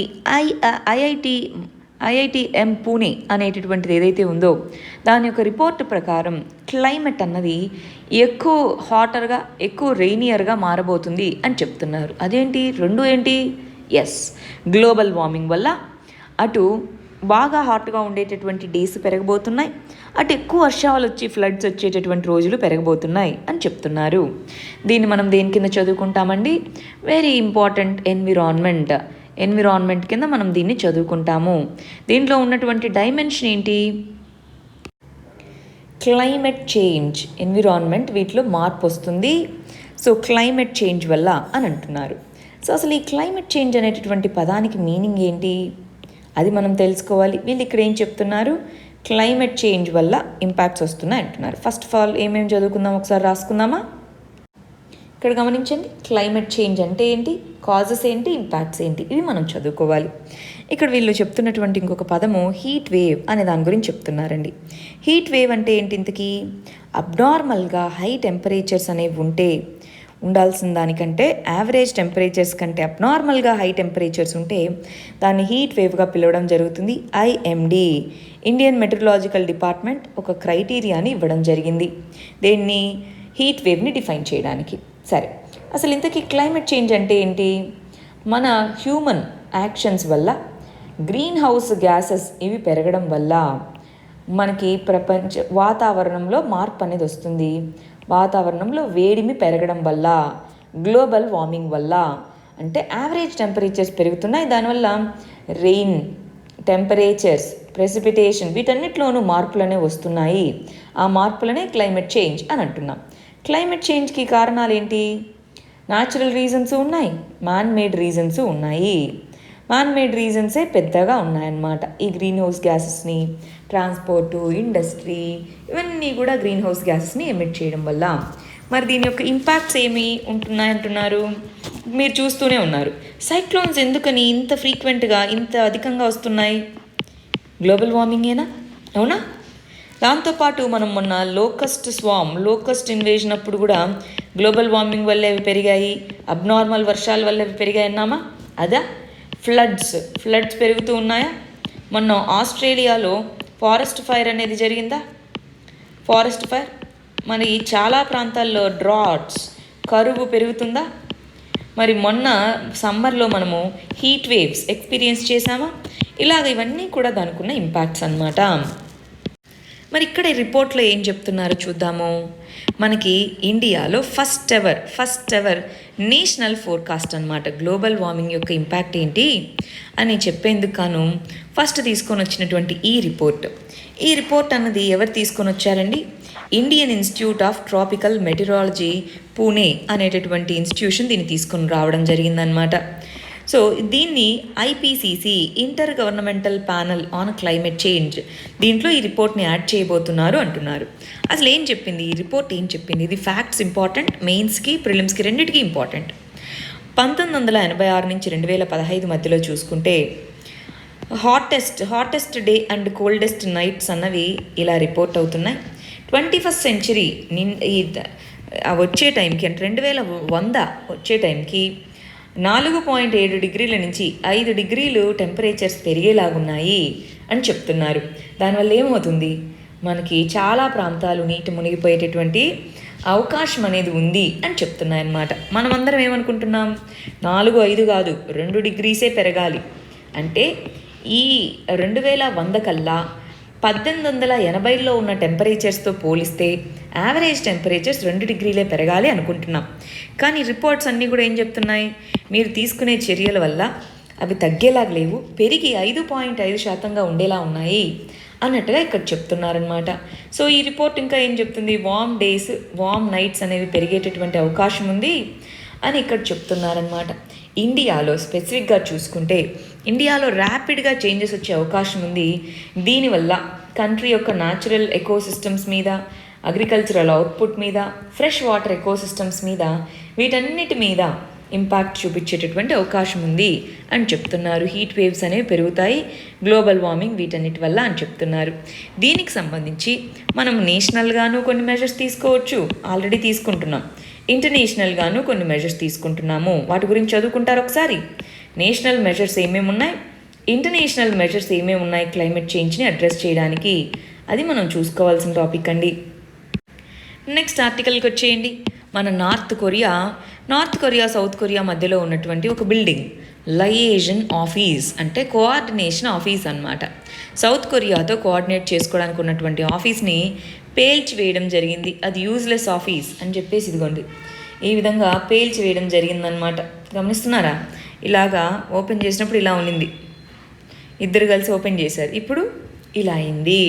సో ఎందుకని ఇది మనం ఇంటర్నేషనల్ రిలేషన్స్లో చదువుకుంటామండి. నార్త్ కొరియా సౌత్ కొరియా, ఇంతకుముందు ఇదంతా ఒకటే కంట్రీ, కొరియన్ పెనిన్సులా అని అంటామన్నమాట. వరల్డ్ వార్ II తర్వాత కొరియన్ పెనిన్సులాలో యుద్ధం అనేది వచ్చింది.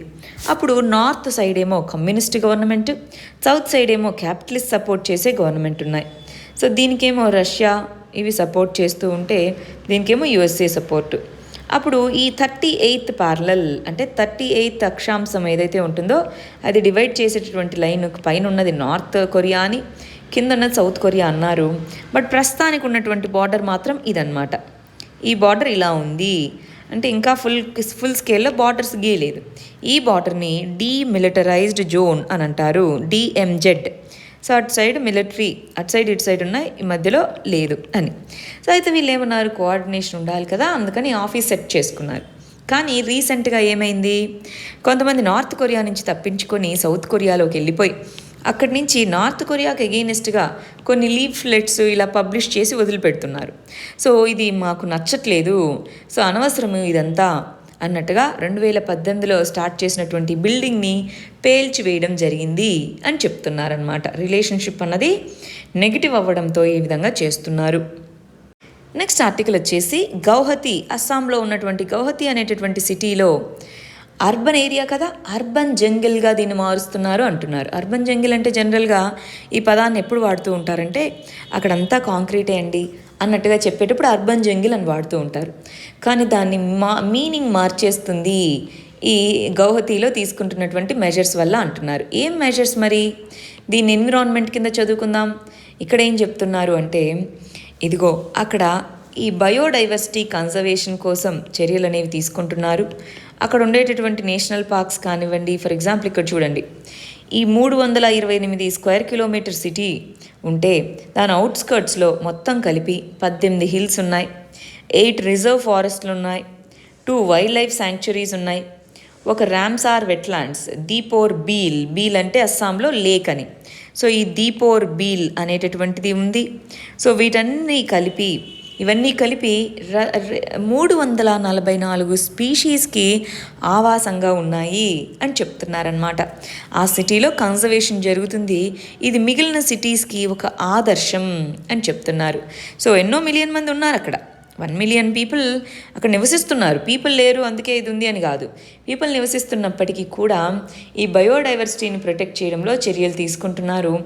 ఈ విధంగా మిగిలిన టౌన్స్కి, మిగిలిన సిటీస్కి ఇది ఆదర్శంగా నిలిచింది అని చెప్తున్నారు. గమనించాలండి, వైల్డ్ లైఫ్ ప్రొటెక్షన్ యాక్ట్ కింద మేము వీటన్నిటిని ప్రొటెక్ట్ చేస్తున్నాము అని చెప్తున్నారు. దీపోర్ బీల్ ఎక్కడుంది అని అడిగితే ప్రిలిమ్స్లో అస్సాంలో ఈ గౌహతి అనే సిటీకి దగ్గరగా ఉంది, అలా గుర్తుపెట్టుకోవాలి. నెక్స్ట్ ఆర్టికల్ వచ్చేసి మల్టీలేటరలిజం, COVID-19 తర్వాత మల్టీలేటరలిజం ఎలా ఉండబోతుంది అన్న దాని గురించి ఈ ఆర్టికల్ అనమాట. దీన్ని మనం ఇంటర్నేషనల్ రిలేషన్స్లో చదువుకుంటాము. ఇండియా యొక్క ఫారిన్ పాలసీ అన్నటువంటి టాపిక్ కింద చదువుకుందాం. ఇండియన్ ఫారెన్ పాలసీ అన్న దాని కింద చదువుకుందామండి. దీంట్లో లెర్నింగ్ ఆబ్జెక్టివ్ ఏంటి? ఫస్ట్ ఇంతకీ మల్టీలేటరలిజం, మల్టీ అంటే multiple, లేటరలిజం decision making.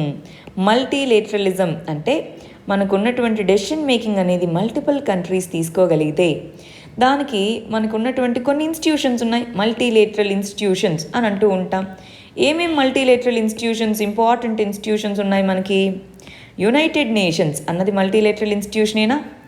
WTO multilateral ఇన్స్టిట్యూషనేనా?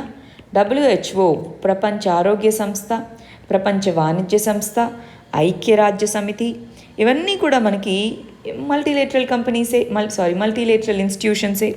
వీటిలో UN కింద ఉండేటటువంటి UNESCO, United Nations Education, Scientific and Cultural Organization, దీని నుంచి USA బయటకు వచ్చేసింది.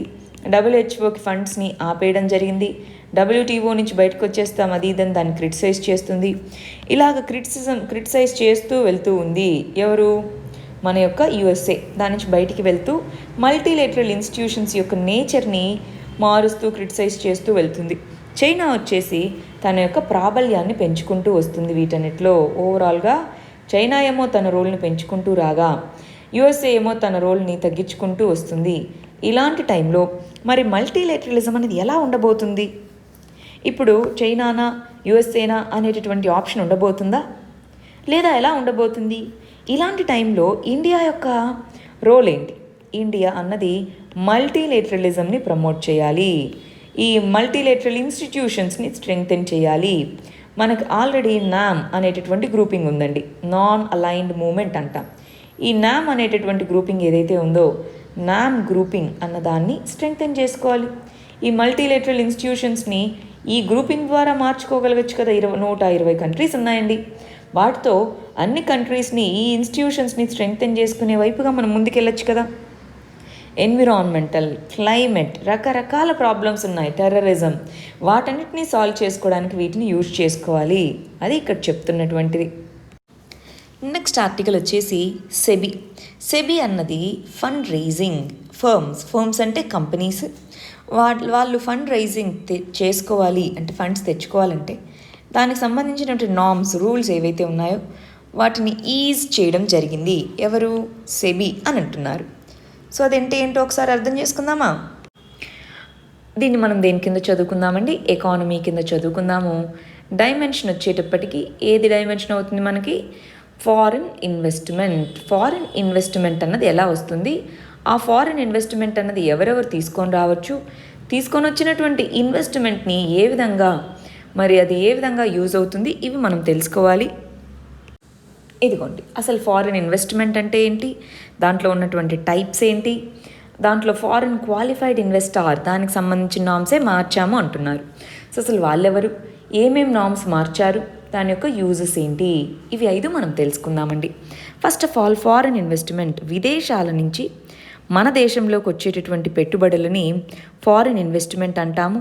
ఈ ఫారిన్ ఇన్వెస్ట్మెంట్ని 3 కేటగిరీస్గా మనము డివైడ్ చేయొచ్చు. ఓవరాల్గా అయితే 2 బ్రాడ్ కేటగిరీస్ అన్నమాట.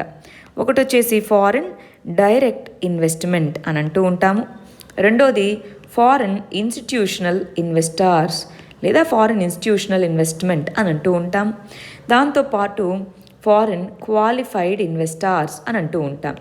ఈ రెండింటినీ కలిపి మనము ఫారిన్ పోర్ట్ఫోలియో ఇన్వెస్ట్మెంట్ అని అంటూ ఉంటామండి.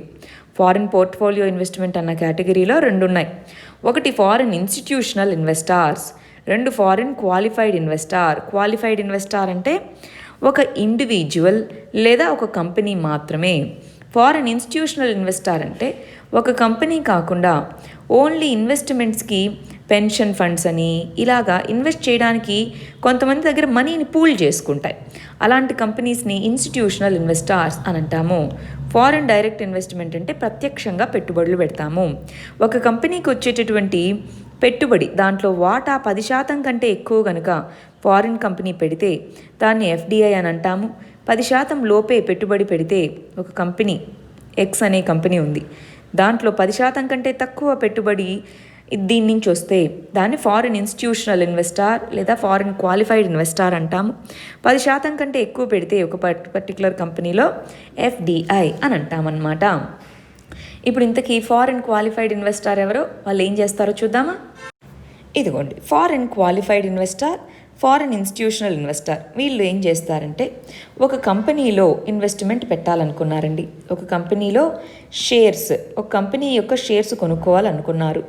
వాళ్ళ దగ్గర డబ్బులు ఉంది, ఆ డబ్బులు పట్టుకొని వచ్చి డైరెక్ట్ కొనుక్కోవచ్చా? వాళ్ళు కొనుక్కోవాలంటే మధ్యలో మనకి స్టాక్ ఎక్స్చేంజెస్ అనేవి ఉంటాయండి. ఈ stock exchanges, for example Bombay stock exchange, national stock exchange, ఇలా స్టాక్ ఎక్స్చేంజెస్ ఉంటాయి. ఈ స్టాక్ ఎక్స్చేంజెస్లో వచ్చి వీటి షేర్స్ని కొనుక్కోవాలి, డైరెక్ట్ వాళ్ళతో కొనుక్కోకూడదు. సో వీటిని రెగ్యులేట్ చేసేది ఎవరు మనకి? SEBI, securities exchange board of India అన్నది రెగ్యులేటర్ అనమాట. ఇది రెగ్యులేట్ చేస్తూ కొన్ని నామ్స్ని, రూల్స్ని పెడుతూ ఉంటుంది. అలాగా ఈ particular person, foreign qualified investor, ఎవరి దగ్గర అయితే మనీ ఉందో దాన్ని తెచ్చి ఇన్వెస్ట్ చేయాలి అనుకుంటున్నారు. సో మరి వాళ్ళు వచ్చి ఇక్కడ ఇన్వెస్ట్ పెట్టాలనుకున్నప్పుడు సెబీ రీసెంట్గా మార్చినటువంటి రూల్స్ ఏంటి? ఈ కంపెనీ యొక్క షేర్స్లో 10%, మామూలుగా అయితే క్వాలిఫైడ్ ఇన్వెస్టర్ 5% వరకు మాత్రమే ఇన్వెస్ట్ చేయగలరు. ఆ తర్వాత ఇన్వెస్ట్ చేయాలంటే ఇది సపరేట్గా ఆఫర్ అనేది ఇవ్వాలి. ఇలాగ రకరకాల కండిషన్స్ ఉన్నాయి. వాటన్నిటిని రిలాక్స్ చేస్తున్నాం, పోండి 10% వరకు మీరు ఇన్వెస్ట్ చేయించుకోండి, ఇబ్బందులు ఏమి లేకుండా అని చెప్పడం జరిగింది. ఎవరు? సెబీ అన్నది. దాంతోపాటు ఇంకా ఏమన్నారు? వీళ్ళు వచ్చేటటువంటి ఫారిన్ క్వాలిఫైడ్ ఇన్వెస్టర్ ఎవరైతే ఉంటారో వీళ్ళ నుంచి ఒకసారి ఫారిన్ క్వాలిఫైడ్ ఇన్వెస్టర్ దగ్గర ఇంత శాతం తీసుకున్నారండి. ఆ తర్వాత మళ్ళీ 6 నెలల తర్వాతే మళ్ళీ అదే ఇండివిజువల్ నుంచి ఇన్వెస్ట్మెంట్ని తీసుకోవచ్చు. అంతేగాని ఈరోజు వచ్చింది మళ్ళీ రేపు ఇంకో 10% అలాగ తీసుకోకూడదు. ఎందుకని? వీళ్ళ డబ్బులే వేరే వాళ్ళ చేత ఇన్వెస్ట్ చేయించవచ్చు కదా, అలా చేస్తారు అని చెప్పి 6 months గ్యాప్ ఉండేది, దాన్ని తీసేశారు. ఎందుకు? ఇన్వెస్ట్ చేయండి, ముందే డబ్బులు లేక చేస్తున్నారని చెప్పి. 5% ఫ్రీగా ఇన్వెస్ట్ చేసుకోవచ్చు ఈజీగా, 10%కి మారాలంటే చాలా కండిషన్స్ ఉండేవి, అవి ఈజ్ చేశారు. ఈ 2 నామ్స్ని మార్చడం జరిగింది. దీనివల్ల ఏం ఉపయోగం? ఎక్కువ ఇన్వెస్ట్మెంట్ అనేది రావడం వల్ల ఎకానమీ రివైవ్ అవుతుంది. ఎక్కువ ఇన్వెస్ట్మెంట్ వల్ల ఎకనామిక్ రివైవల్ అన్నది అవుతుంది. దాంతో పెట్టుబడులు పెరిగి ఓవరాల్ ఎంప్లాయ్మెంట్ ఇవన్నీ పెరుగుతాయి. ప్లస్ ఈ పర్సన్ వచ్చేటప్పుడు ఏ కరెన్సీలో తీసుకొస్తారు? ఫారిన్ ఎక్స్చేంజ్లో తీసుకొస్తారు. సో అందువల్ల మన దేశంలో ఉండేటటువంటి ఫారెక్స్ రిజర్వ్స్ కూడా పెరుగుతాయి. ఇలా అన్ని యూజెస్ ఉన్నాయి కాబట్టి ఫారిన్ క్వాలిఫైడ్ ఇన్వెస్టర్స్ని అలో చేస్తూ వాళ్ళకి ఇన్వెస్ట్మెంట్ లిమిట్స్ అవన్నీ పెడుతూ సెబీ అనేది రెగ్యులేట్ చేస్తుంటుందన్నమాట.